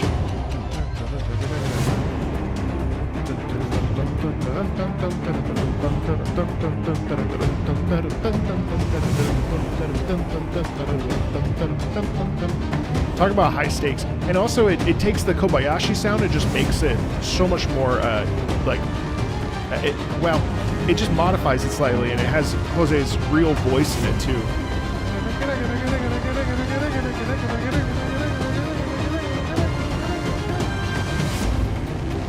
It couldn't be anything like Kobayashi, but it does borrow the classical music elements of Ace Combat that make that soundtrack so unique, and then dials them up to 100, which is really cool.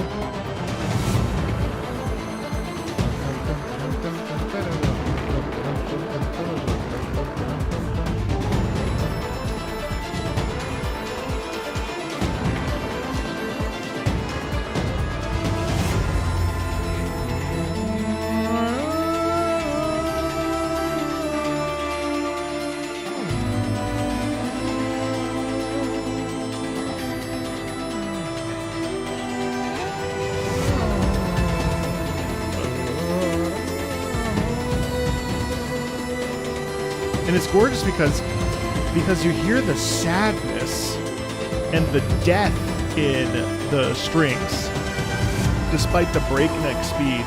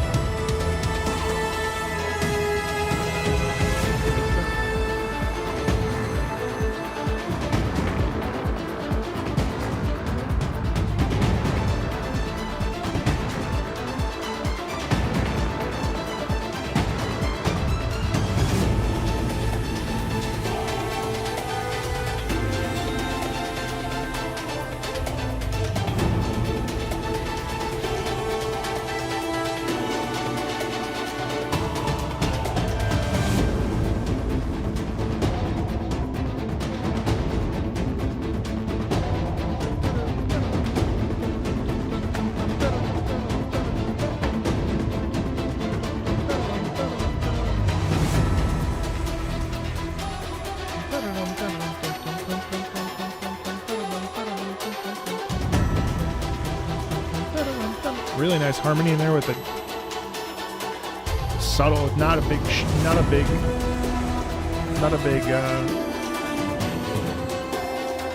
distance between those two notes.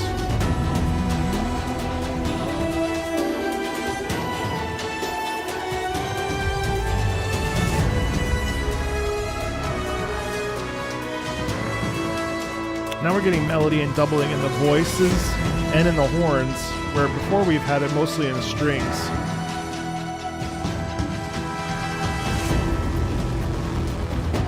Love the crunch of the, not dissimilarly to Archange, the crunch of the jet engines.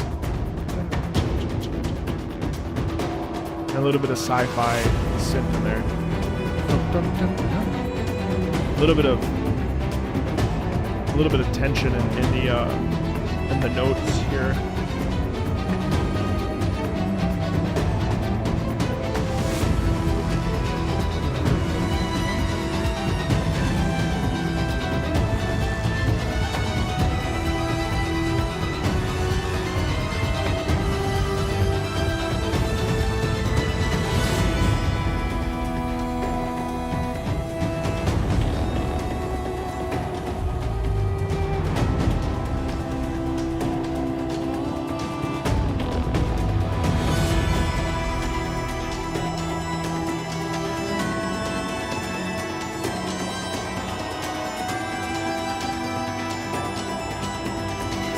Love the twinkling.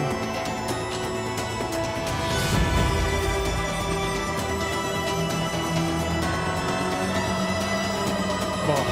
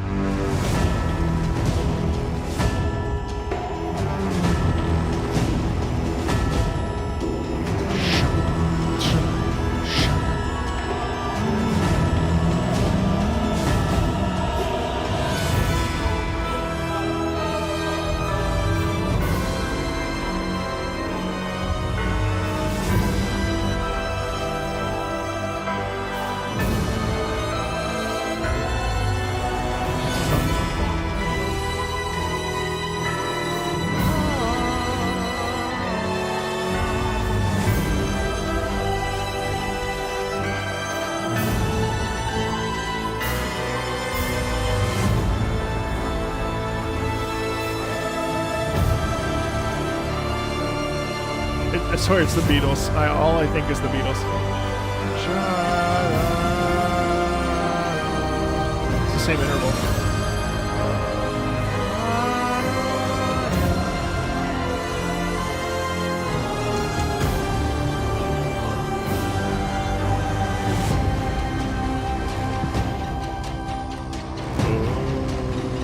Wonderful drone in there as well. I mean, what a great piece. There's very little to say about that besides how phenomenal it is. It's got such a wonderful mixture of instrumentation in there, and it's really just a terrific piece of music. Really terrific piece of music. The Battlefield Flower, White Knight Chronicles 2.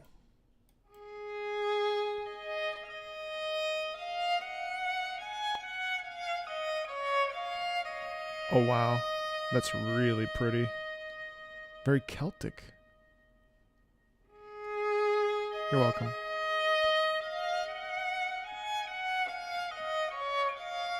Feels more like a funeral march than anything else. Like a funeral song.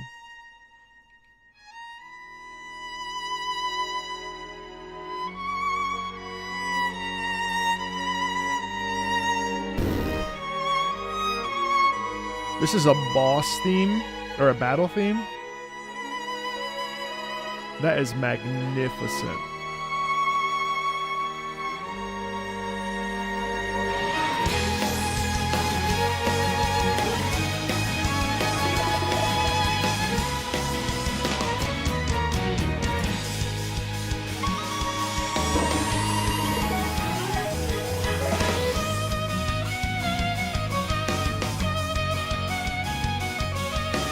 Wow.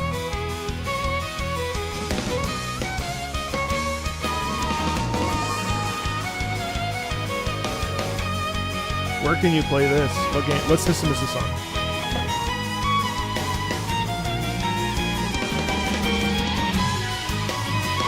Nice syncopation there.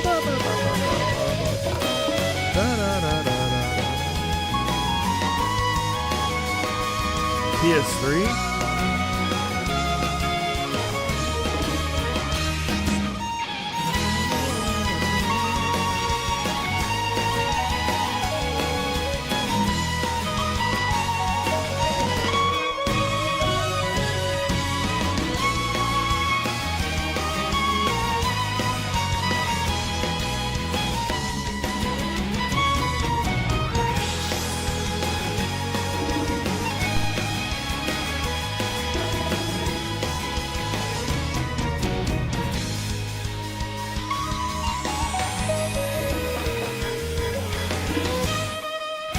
Wow, nice space there.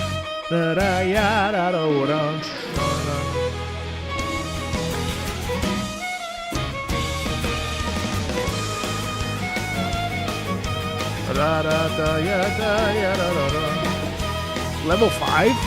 Wow.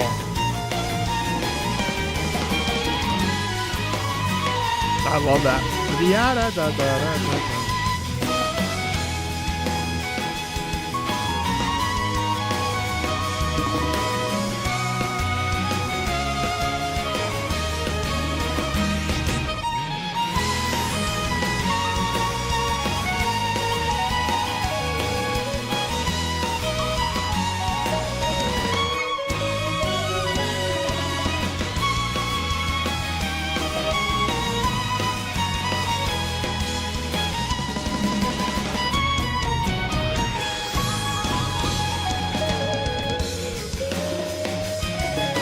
What is that instrument back there?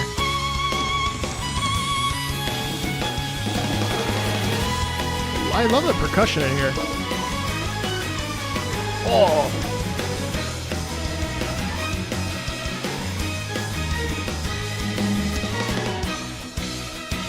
Wow, gorgeous tremolo in the strings as we swell.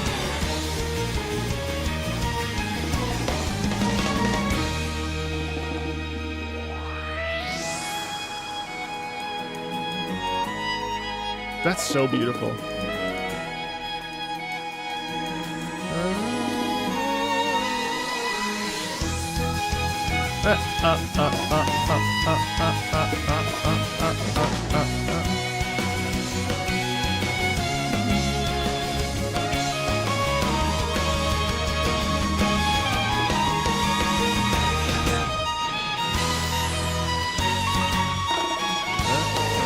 Definitely bongos.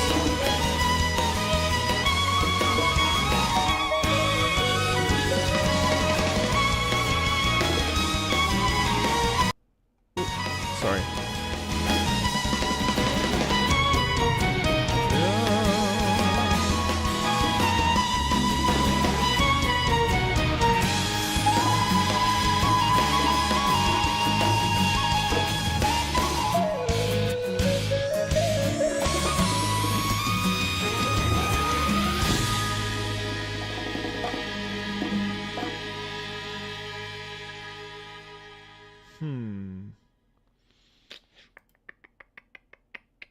I think Kings is, I mean, what a cool theme.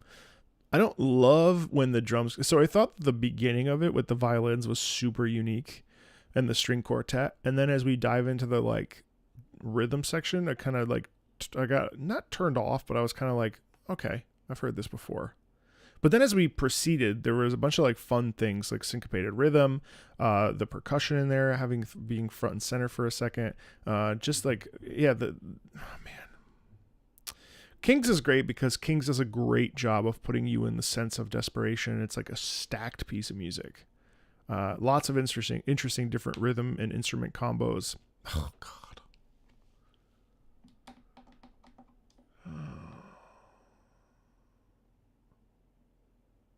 This person could not have a more Italian. This person has a more Italian name than me. Giancarlo Casafranca.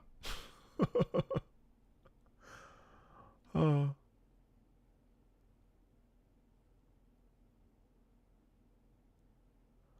Oh man,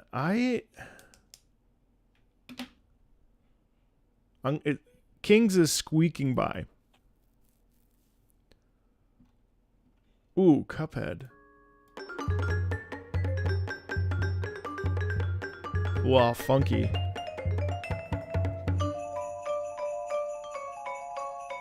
This must be a snow level from the DLC, yeah. Dun, dun.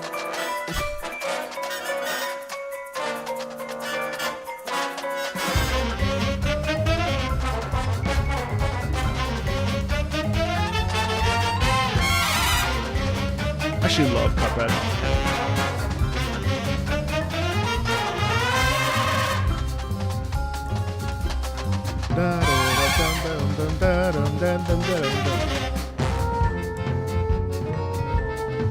Kind of sultry almost.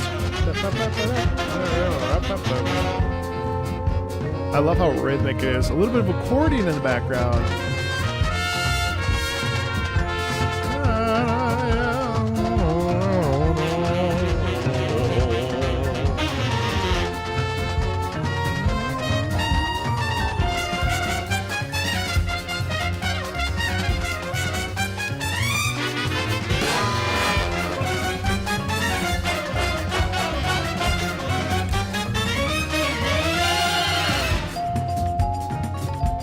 I love the marimba in here. Or it might be the xylophone, actually.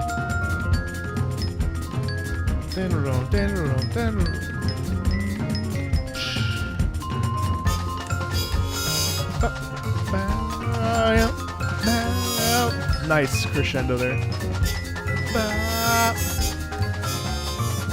Wonderful muted trumpet in there as well. I love how crazy that marimba's going on in the background. Or xylophone. Oh man, the stank on this. Soprano sax.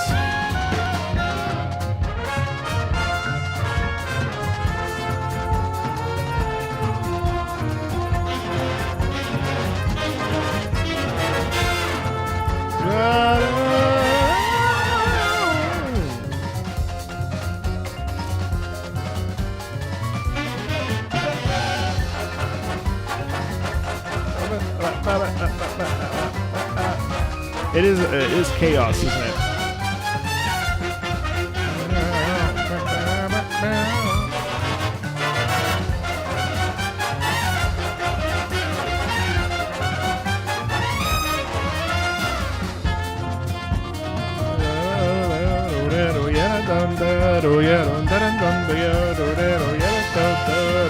Natural crescendo.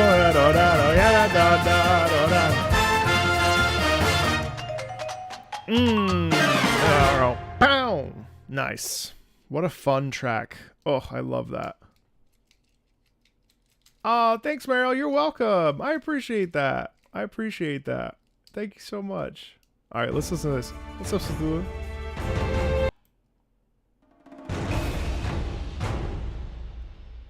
Oh, I've never heard the arena theme here.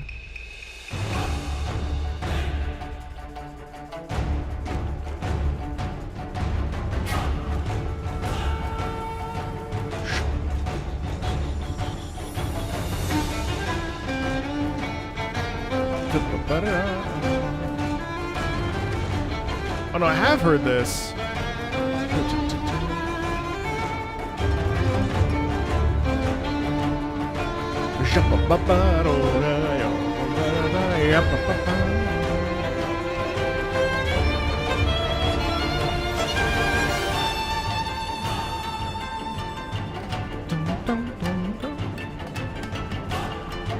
Isn't this the koto?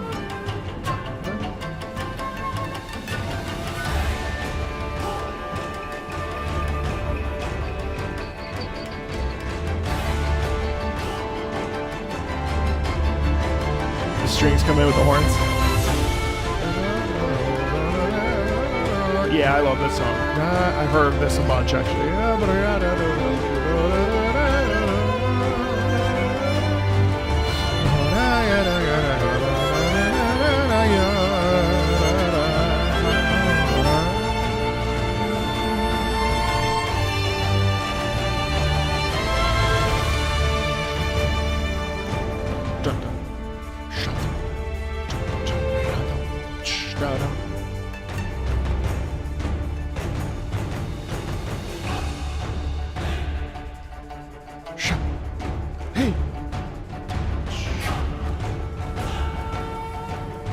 I really ought to finish Rise.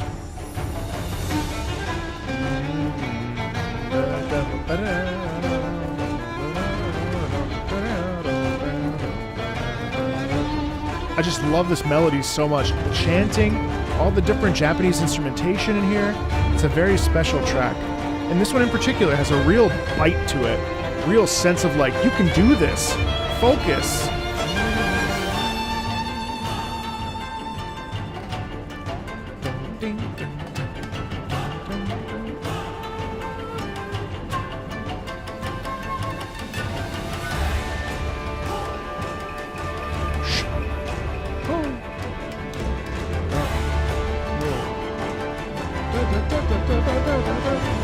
This part, and that sounds like you've got this. You can do this. It's very inspirational.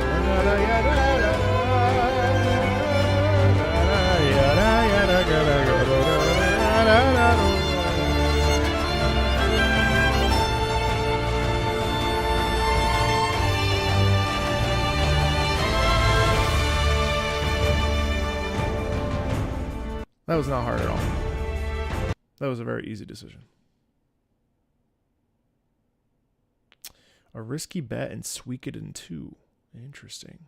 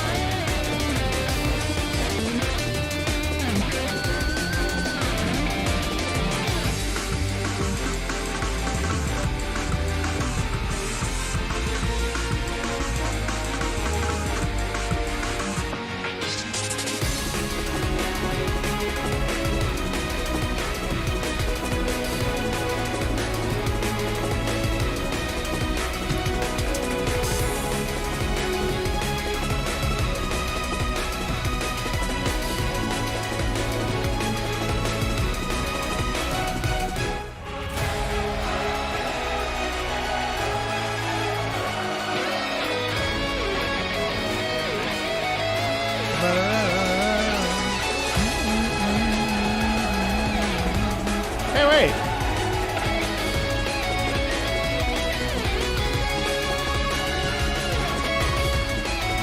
Oh, I know what this is. Wait, isn't this the song that Chrissy Costanza sings? Yeah, give it all you've got, and then this is the Savage version. Let's say.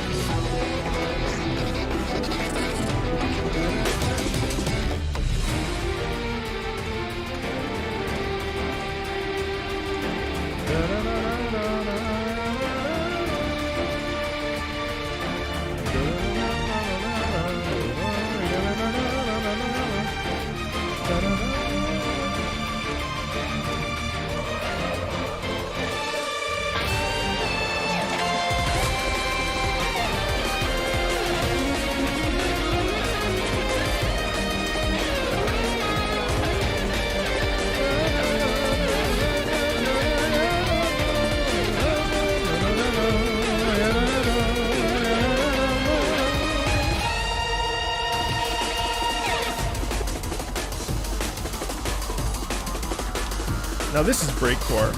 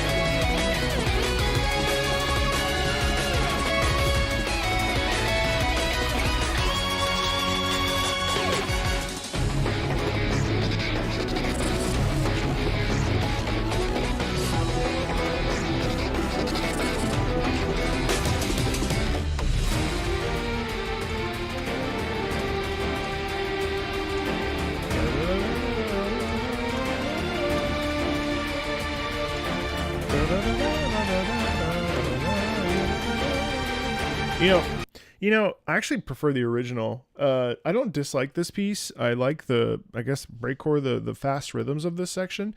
But compared to the original, it doesn't have the oomph that Chrissy's voice brings to it. And it's not just because we did an interview together or what have you, but there's a real power in her voice that I feel is getting a little bit lost in the electric guitar. It's a different kind of power. But yeah, it's pretty cool. I mean, I definitely prefer the original though. But it's a neat song. All right, how about this?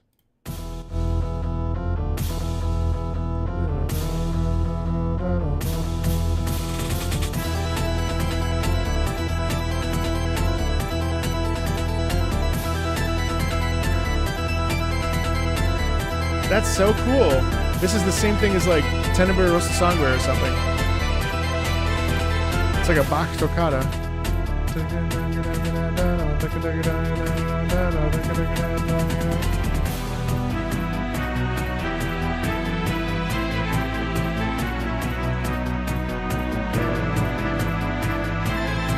I can't wait for this. Holy shit! I can't wait for this remake or the remaster to come out in March. I think March.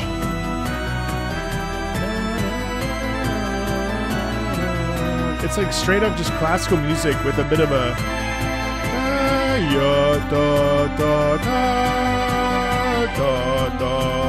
wait, this is an actual piece of classical music. What is this?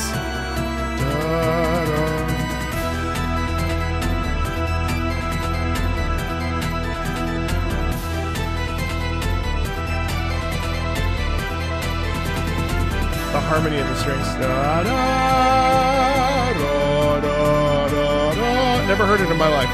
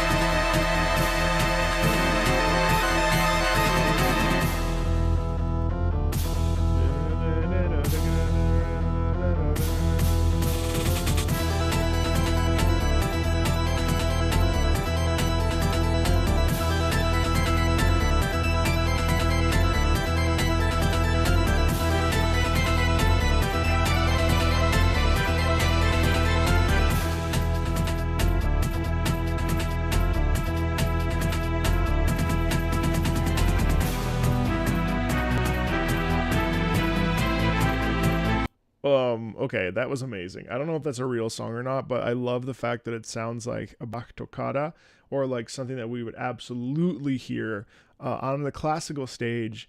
I'm sorry, but it's going there. Suikoden.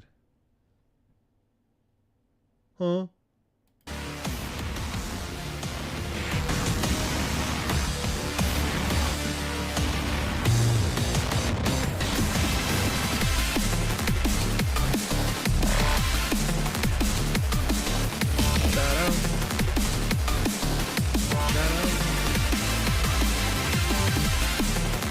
Oh, I love this. Shadow. Shadow.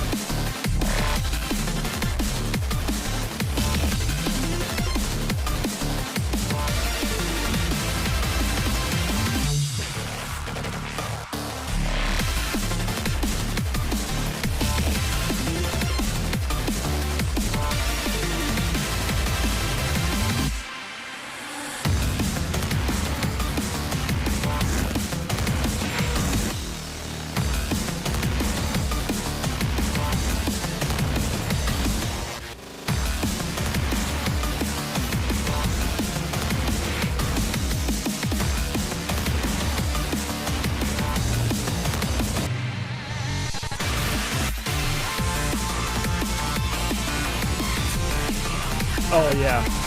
Nice. That keeps it from getting boring. Cool vocals.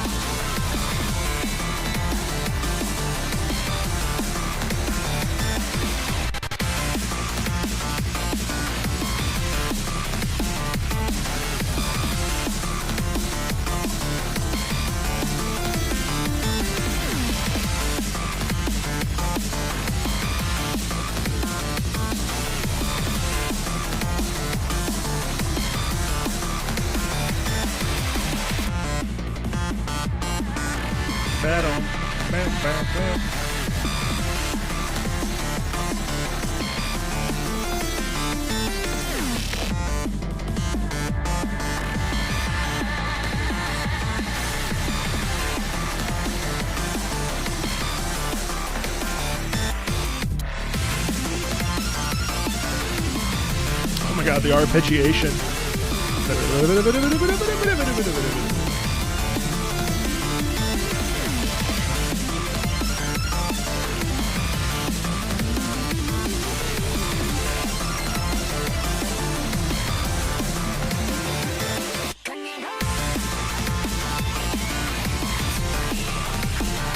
I love that.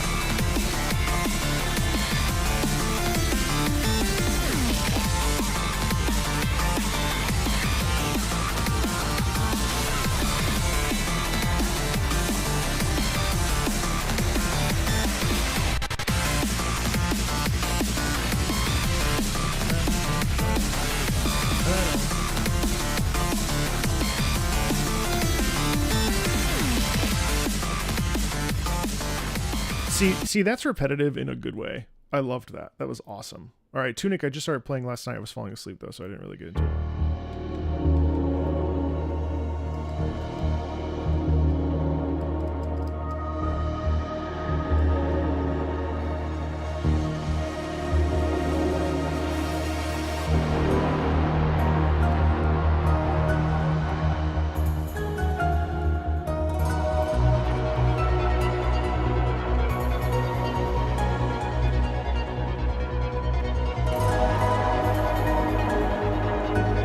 Tunic soundtrack is a must listen.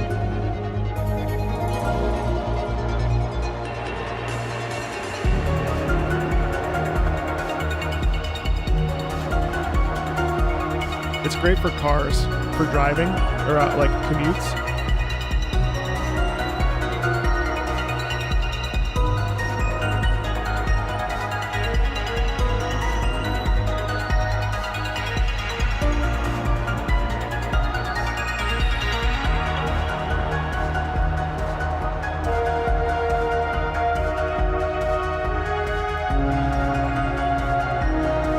There's almost like a twinkling sound in here, which is really cool.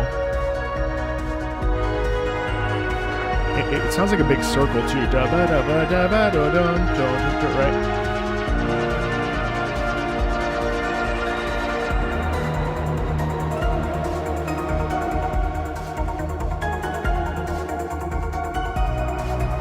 I've been really impressed by Tunic's soundtrack.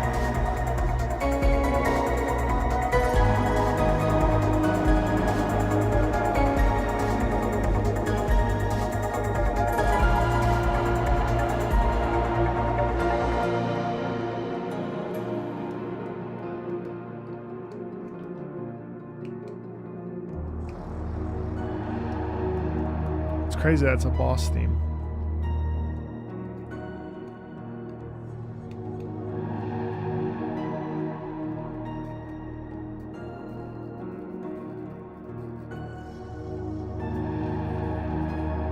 A little augmented there.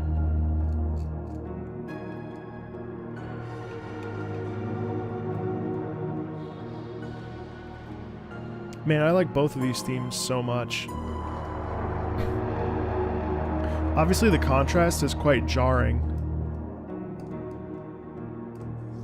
but I think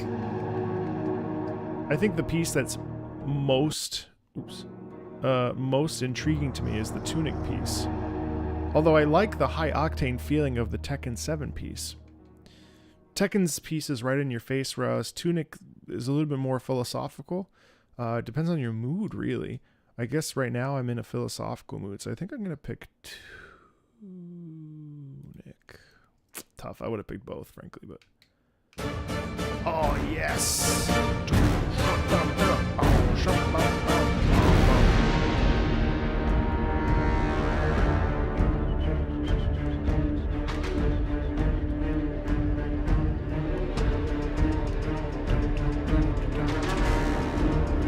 Secrets of the Obscure is good. Really fun expansion.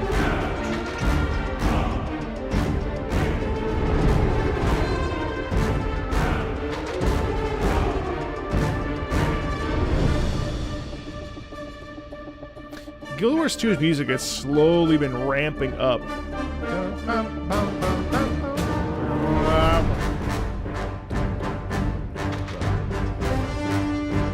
Love the horns. Some of the intense brass.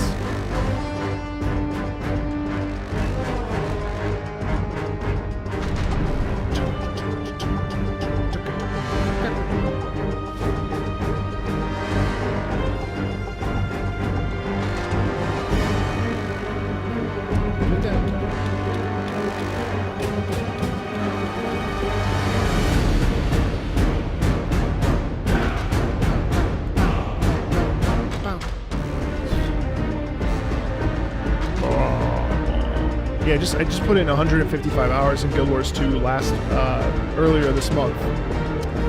I got the sky scale, got all the mounts. Just taking a break probably, and then I'm gonna come back and keep going. I love it though. I think it might be my favorite MMO right now.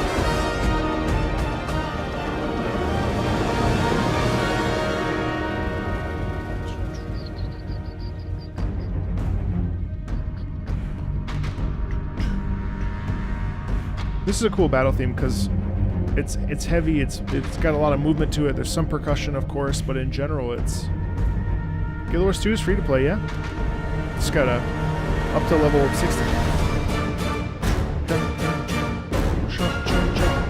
That's cool. Thing is, you don't have to grind for the legendaries. That's the best part. Level 80, excuse me. Love my sky scale. It was worth it. It was worth it.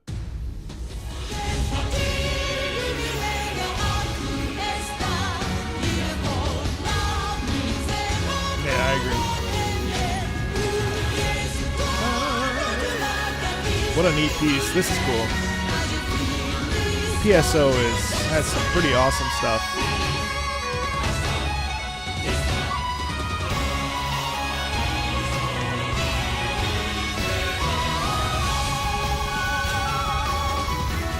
Yeah, again, another Celtic vibe.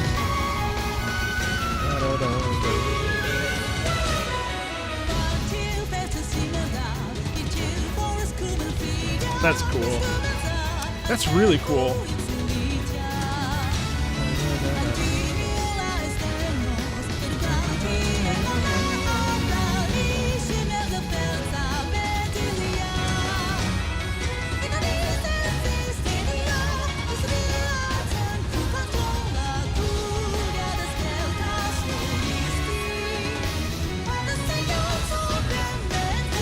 Nice. Dun dun dun dun dun dun dun.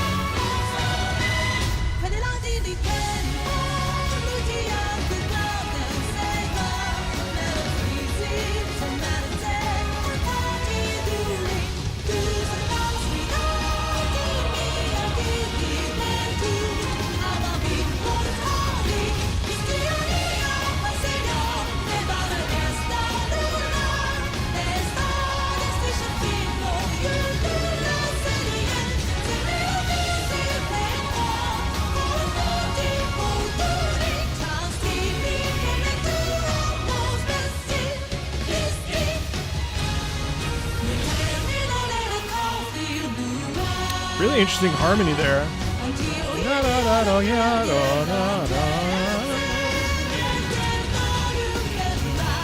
The men in the background are actually super subtle.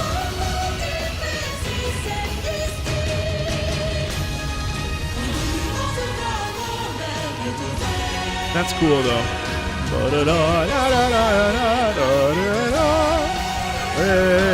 This is a very low harmony. Nice triplets. That ba ba ba ba.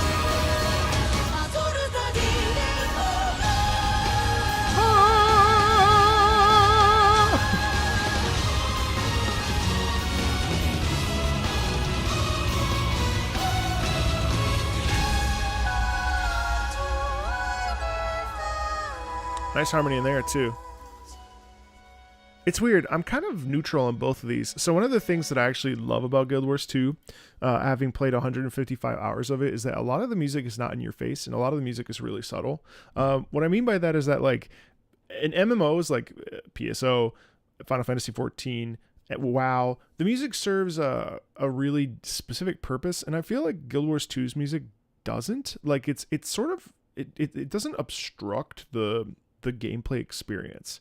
So as you're playing, you're hearing music, but you're not like, ooh, this is the music for XYZ place. Like, it's kind of there, which makes it seem like a negative, but it's actually a positive because it's just not melodically driven. Whereas like WoW's ambient music is really about the place, and Final Fantasy XIV's music is really about you and your relationship to the place.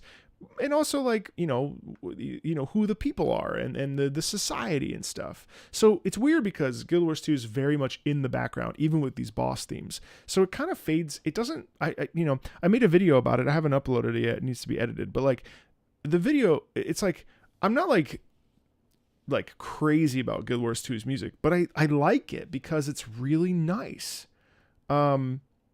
Like the City of Tyrir is probably one of my it was in my Desert Island tracks, that the video I made today. So I would put that at like, that's in like a top 100 tracks of video game music history. So I don't know. I also need to listen to more of it. But it's got a little bit of that like sort of like Skyrim ambience where it's like there but not there. Whereas this is like Phantasy Star Online's music is in your face. And it is nice melodically, and it is interesting, but like halfway through that was a long 4 minutes. Our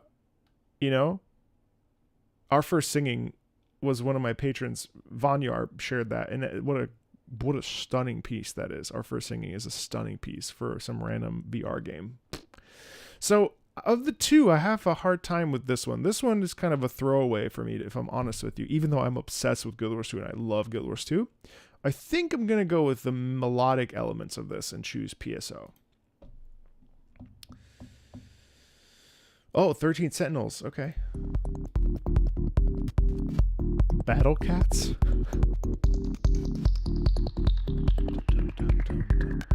This I started playing the other day. A really neat game. I have to actually like lock in with it.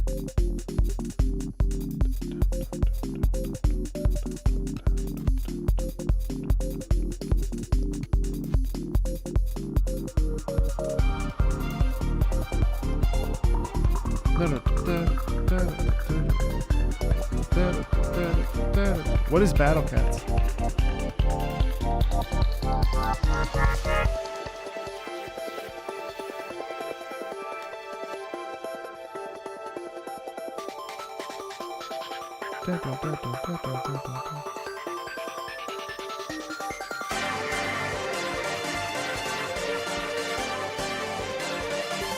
I like how this is building.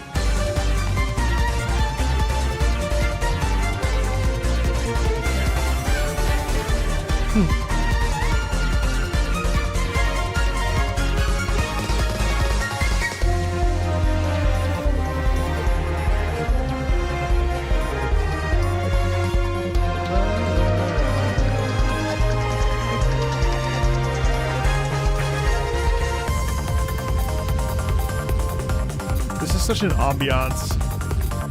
Is this the music that plays when you're like in that grid where you can see the city and stuff?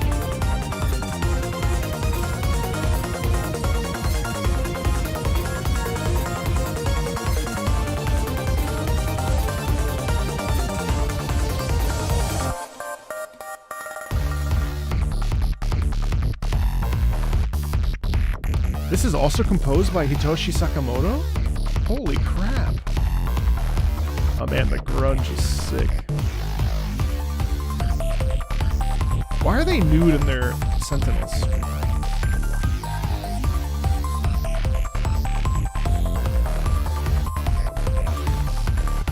Yuka Kitamura did 13 sentinels? Spoiler? Okay. I gotta just lock in.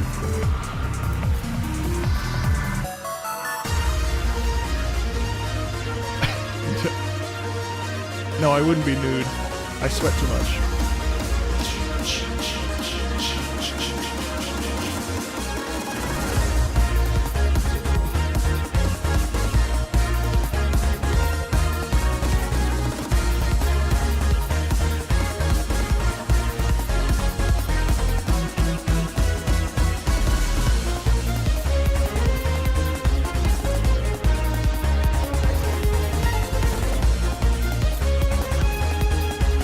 Oh, shit.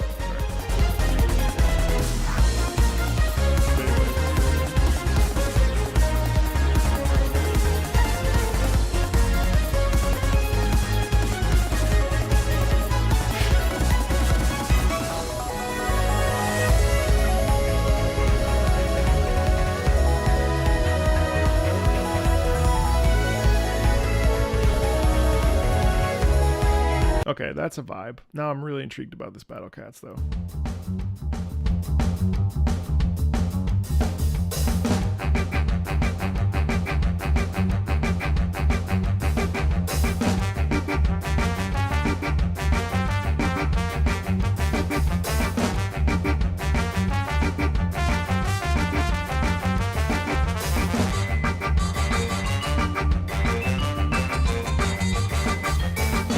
Whoa, interesting clash there.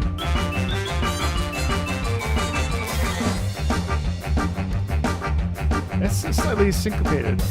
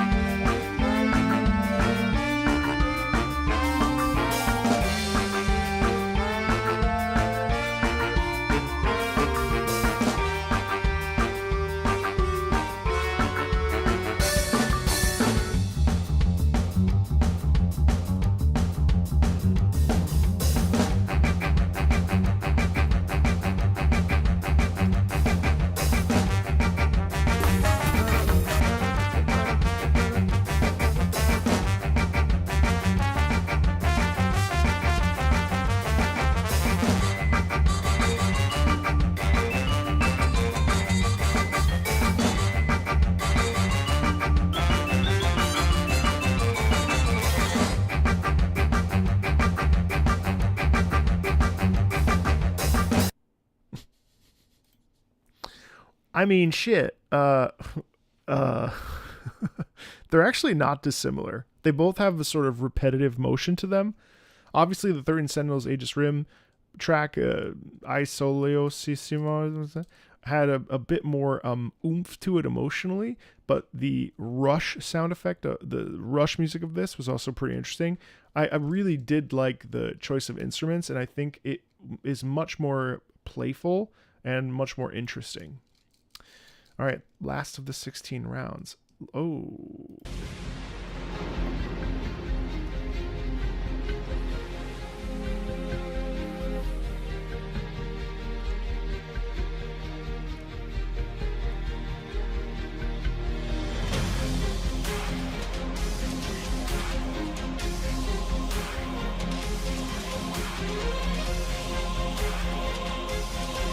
This has been on my to-do list to play this game.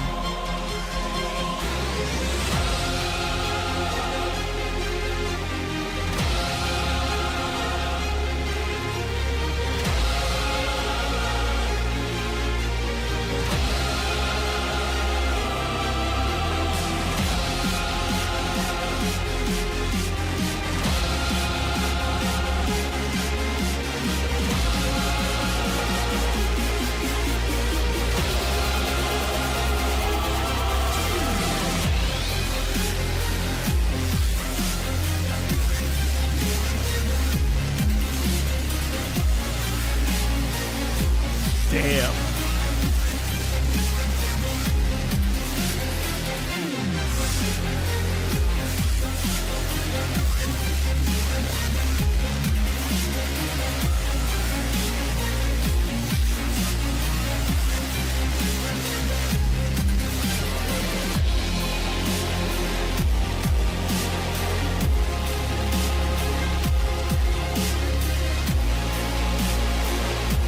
Bonsoir.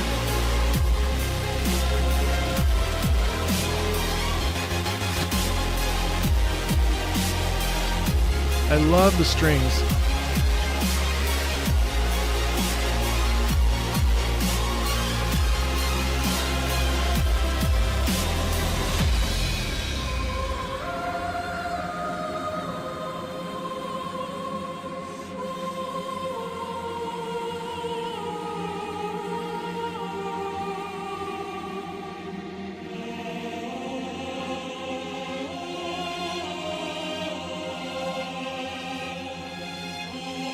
Hey, Alex.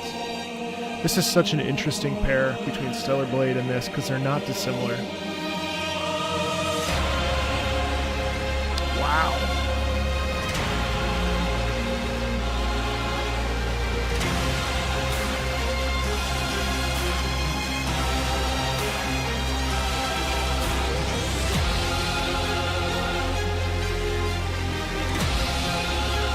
That's such a cool way to...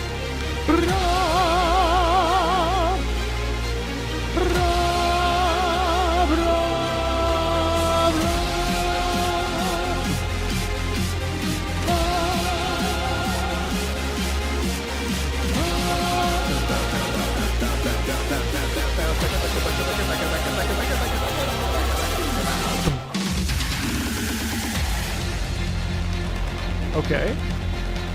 I'm listening.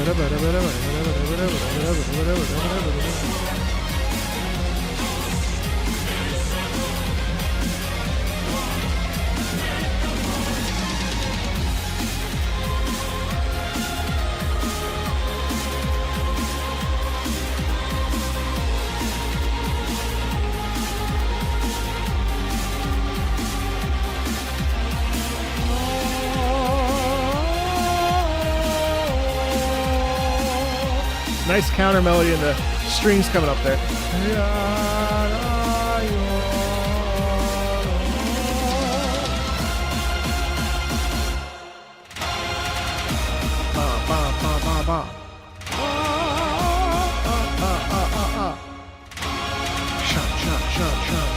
Shot.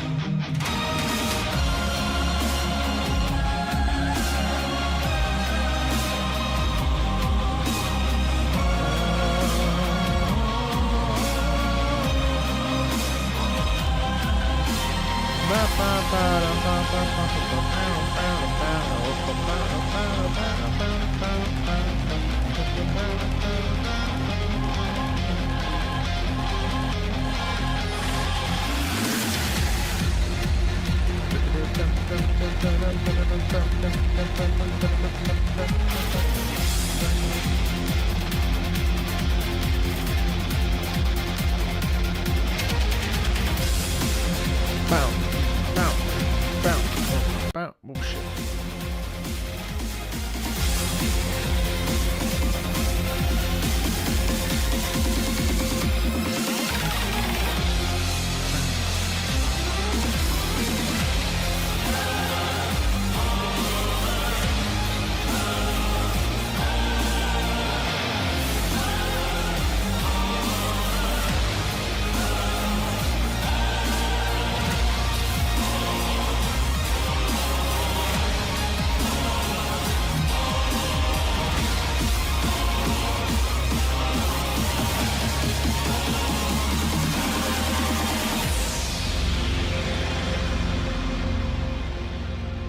You know, I like this track. I like the first like 2.5 minutes of this track, and then as it progressed, it felt like it just repeated a lot. But it's cool how we're mixing in some of the classical elements. I always love stuff like that, mixing classical elements with modern elements. Pretty cool sound though. But it wasn't necessarily. It didn't really like go in the direction I wanted to go. The drop was interesting, but again, I was hoping for more EDM rather instead that electric guitar thing. I mean, it's fine. I think in context, it's probably phenomenal, and this is still on my big list to play. But it's also tough because this is going against probably one of my soundtracks of the year. So we'll see where we land here in a second.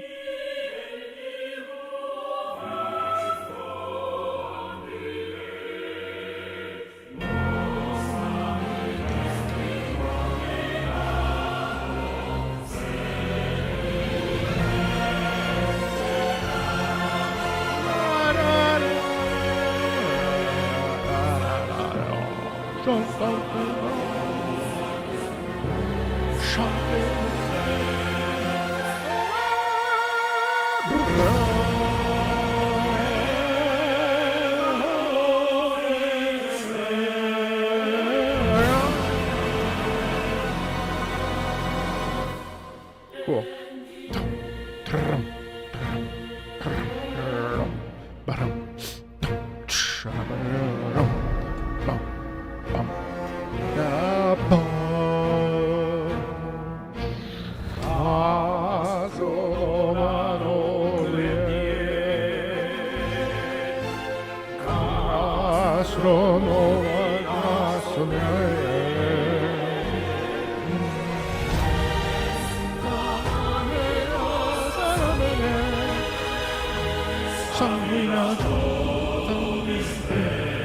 It's the most classical track in the entire game.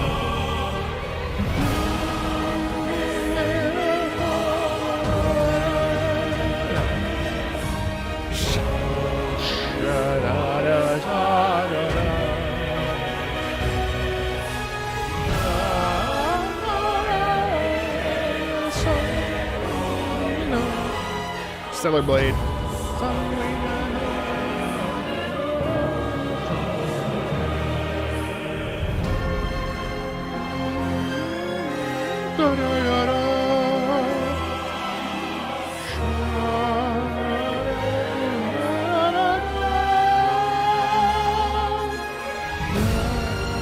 I can't talk about it too much. I don't want to spoil it, but there's some really interesting things musically that connected to the plot. But here, this is really cool. This is the main theme of the game right here. In a second. Stellar Blade is probably my game of the year, musically. In terms of sheer variety and polish. And yeah, we're about to get to the main theme. This is really cool. Here it comes. We recapped the beginning.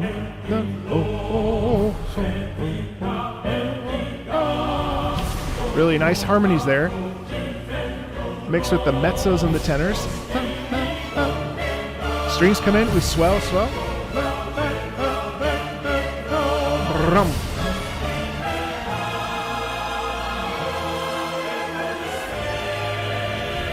Here's the main theme.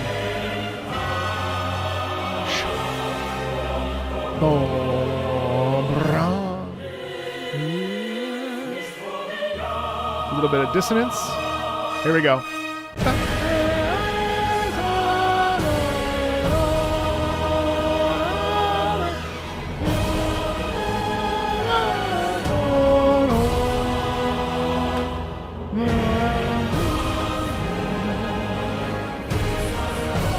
Nice unison movement here. We've heard this theme though the entire game, so when it comes in here, it really hits.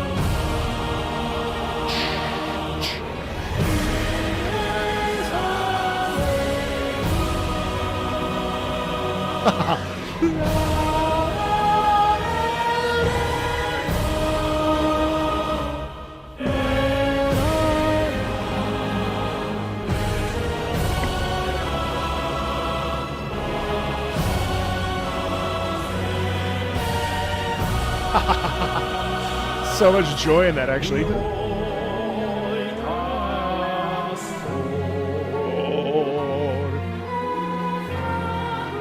There's a reason why there's a male and a female voice in here as well, all connected to the plot.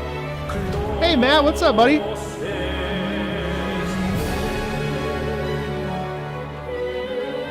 The composer for Warframe casually chilling in Twitch chat.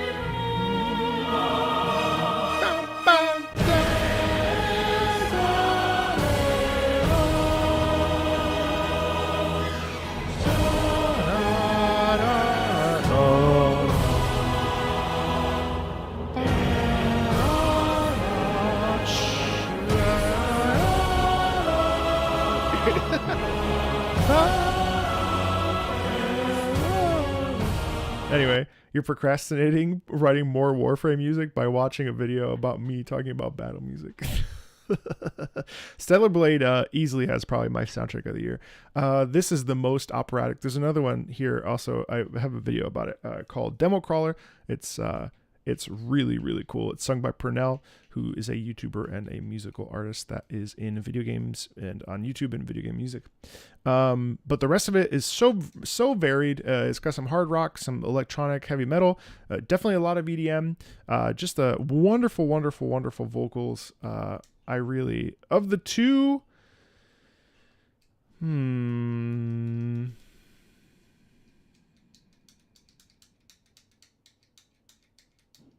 I did like a lot that I heard here.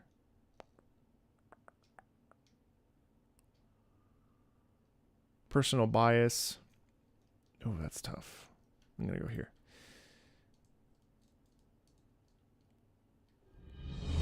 Oh, you're going to try and come with number 2. Well, Warframe. Oh yeah, that's right. 1999 could, there's time. Oh man, this is tough. Okay.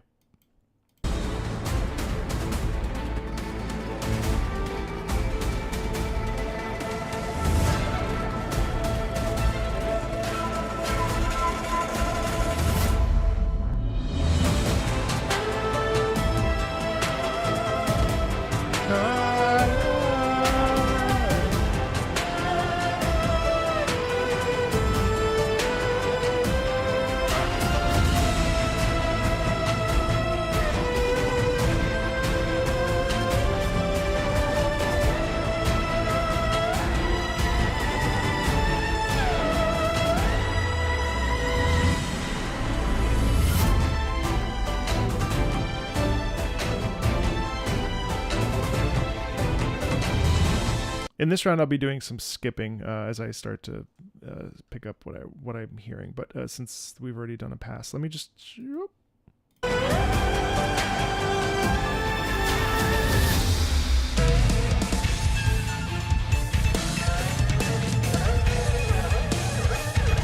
The real fiddling here is like real, like pressing into things and causing a sort of otherworldly sound is cool.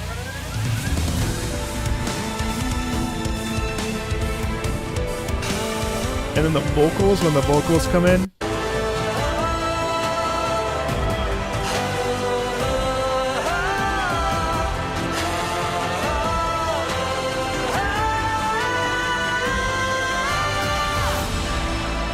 Yeah, that one's tough. Oh, Matt, I forgot to tell you that I shared the fragmented one with my composer friend Greg Wanamaker. He had a lot to say about the fragmented one. I think it's on the channel if you want to check it out. It was really cool to get his perspective from like I mean, he's a composer for all sorts of genres, but it was cool. All right, then I want to listen to this. Oh man, this is so hard.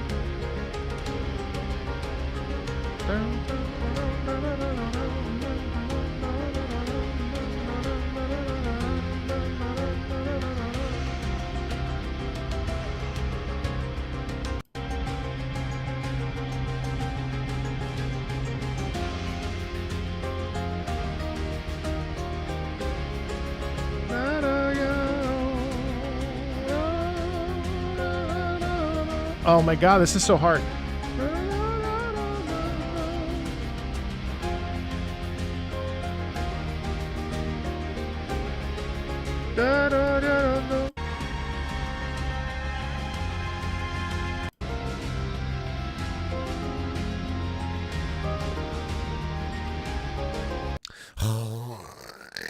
So of these two, Here Are People's Souls is such a phenomenal, energetic, wonderfully composed piece with so much wonderful instrumentation. A lot of Chinese elements in here too. Really cool. On the flip side, Subeso de Plata is such a mournful and like there's a real like responsibility in the sound and a real like I have to fight, and like it there's a lot of like almost not angst. It's more serious than angst, but there's almost like an emotional press. Oh man, but Here Are People's Souls is such a wonderful journey.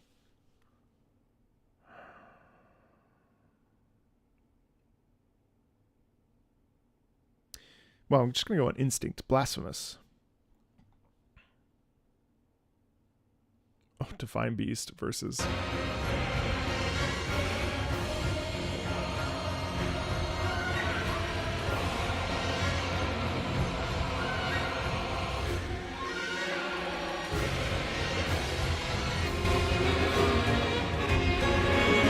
I do love this part.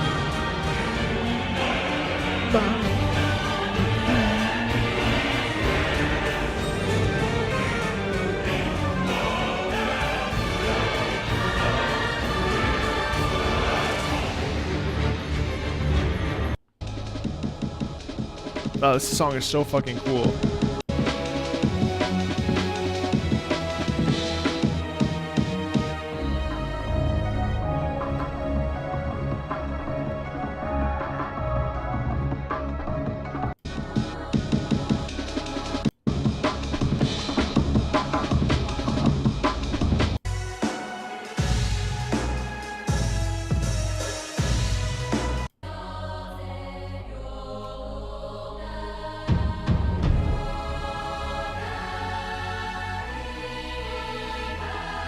Oh.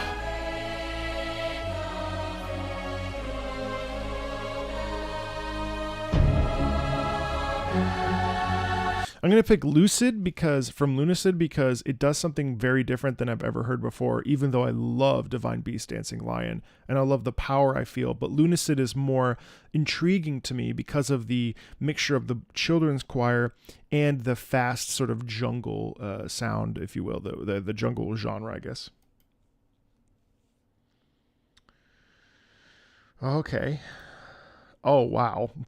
That's a funny matchup.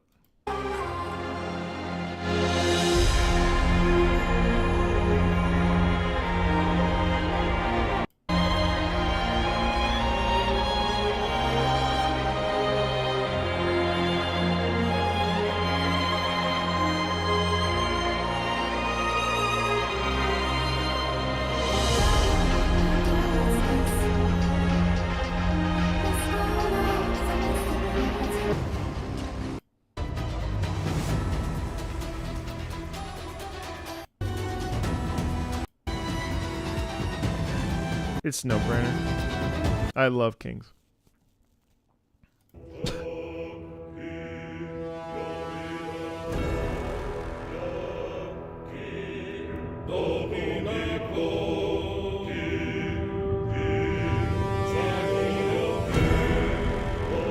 I love the brass in this so much.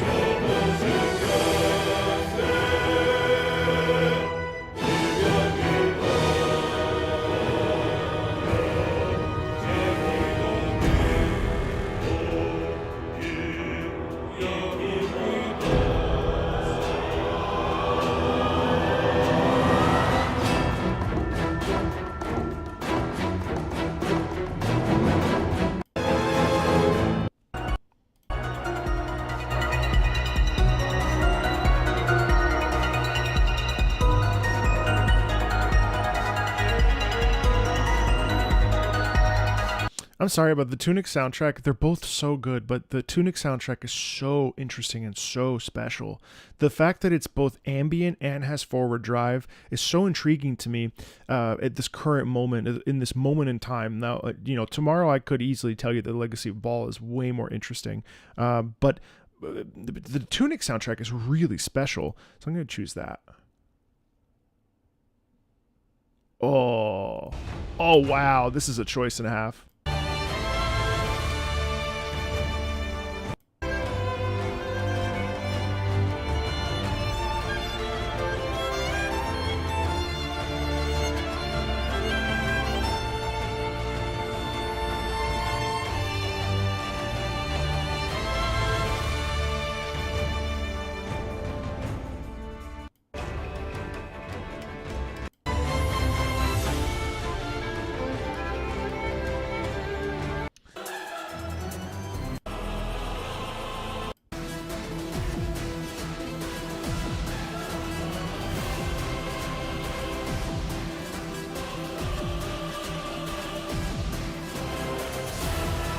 What a great track. This might actually bring me to play Honkai Star Rail to hear this in context. It's definitely Monster Hunter Rise. I love that melody so much. Oh, shit. Very similar.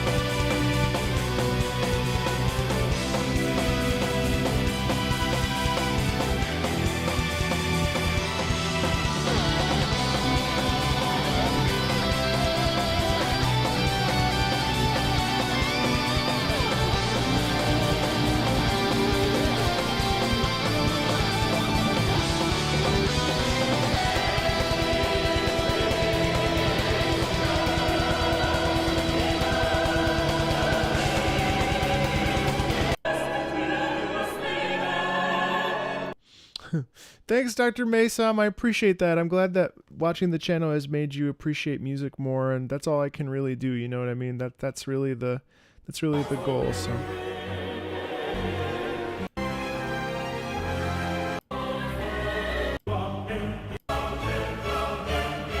It's yeah. I don't get me wrong. I love that track, but it just gets a little bit too long to get there. It plays better in context anyway. Now, okay, these two are going to be interesting. These are very similar.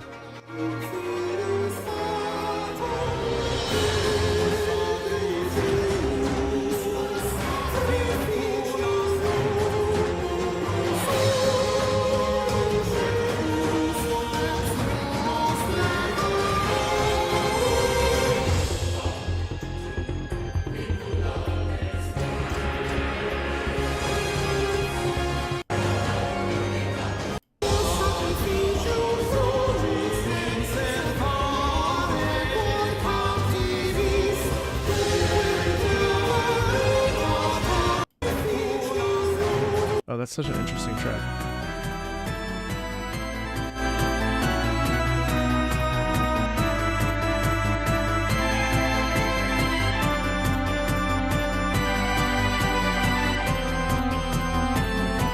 They're so similar.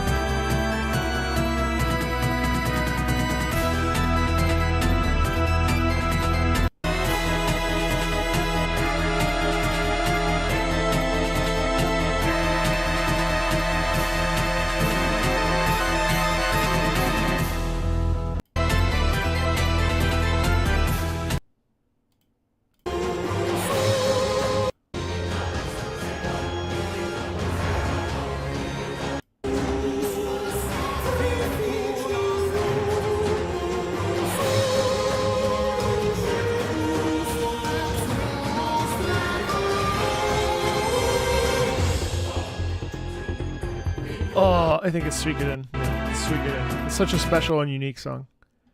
Oh boy. Oh, that's funny.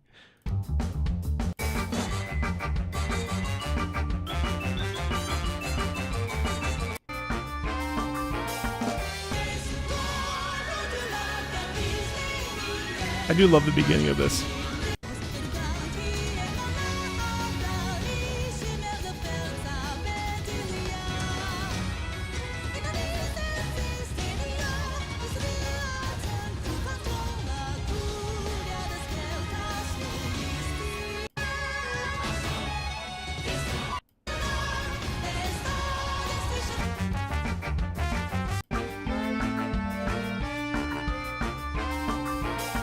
I genuinely think that's a really playful and fun battle theme.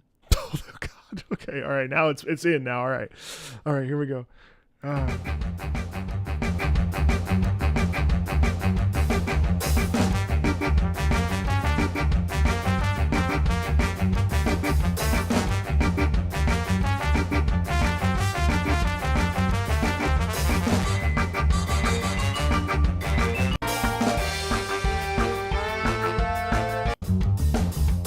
I love the bass in here. All right, hold on.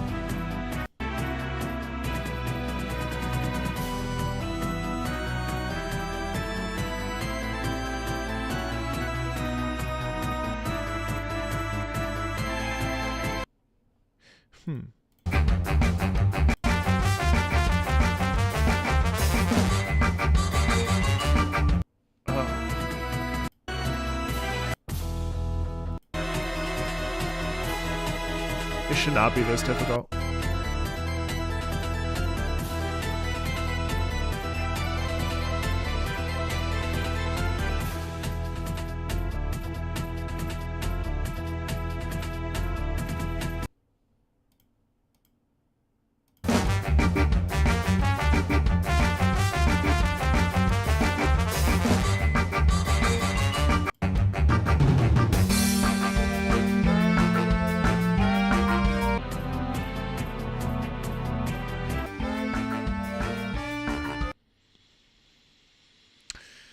Oh shit.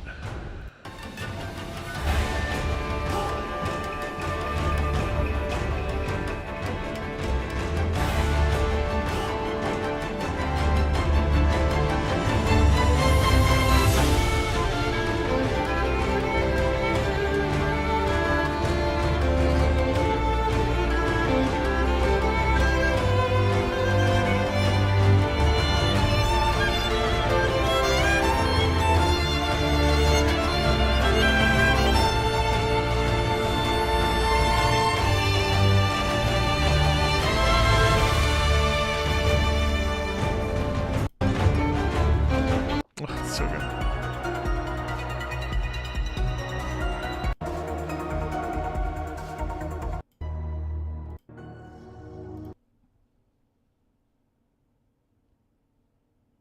Oh.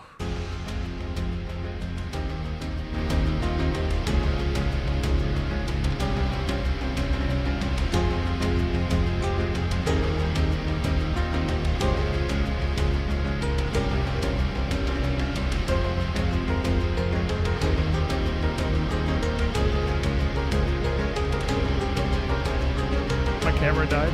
My camera just died. Hold on a second. My camera just noped.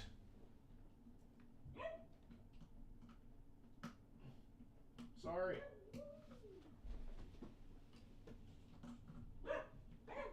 Okay, hold on. There you go. All right.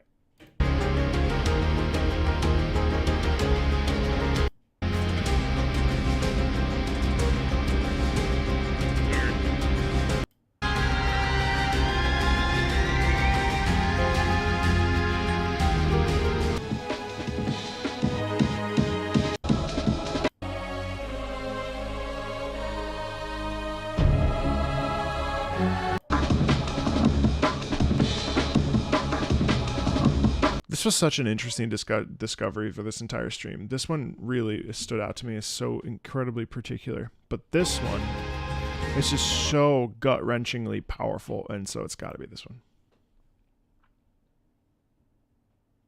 Oh, wow. Interesting.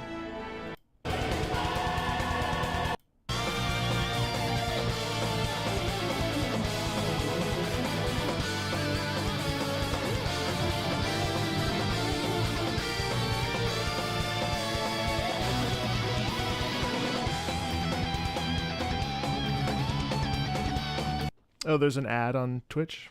All right, we'll wait.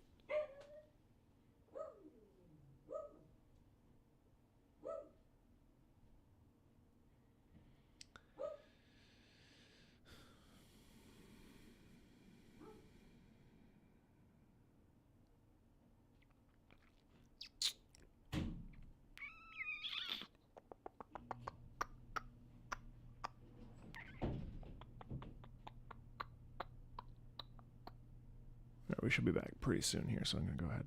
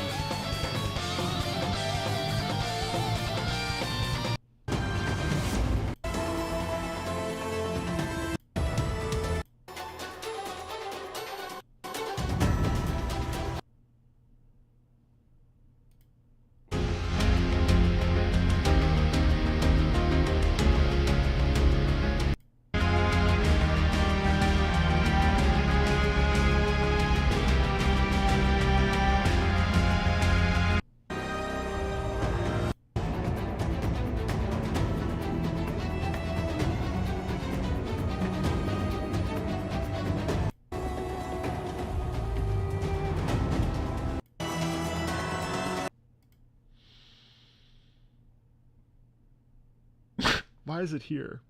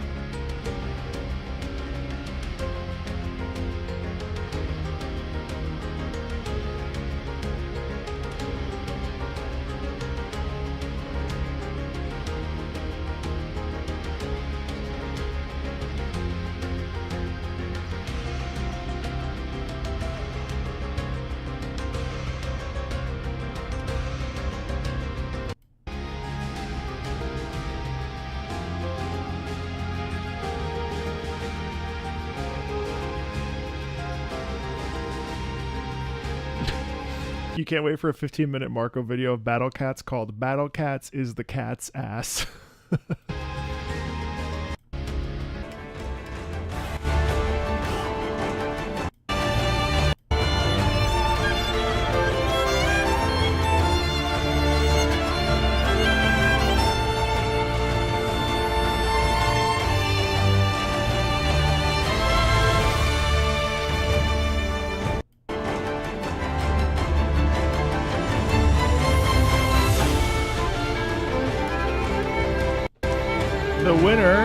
The winner, oh, what the fuck? The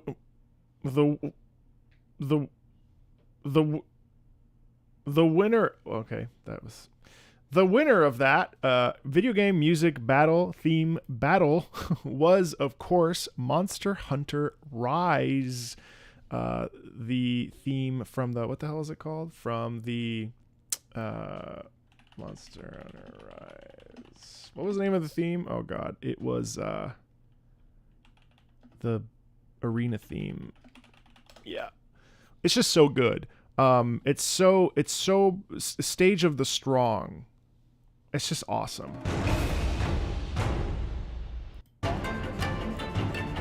And I think why? I think Japanese instrumentation. I think incredible melody.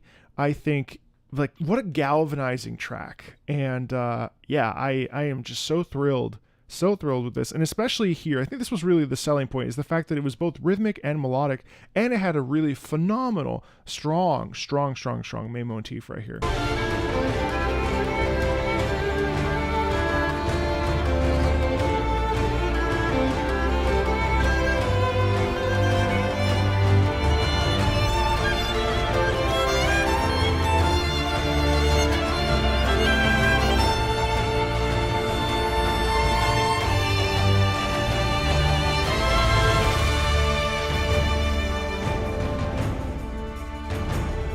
This is a terrific theme.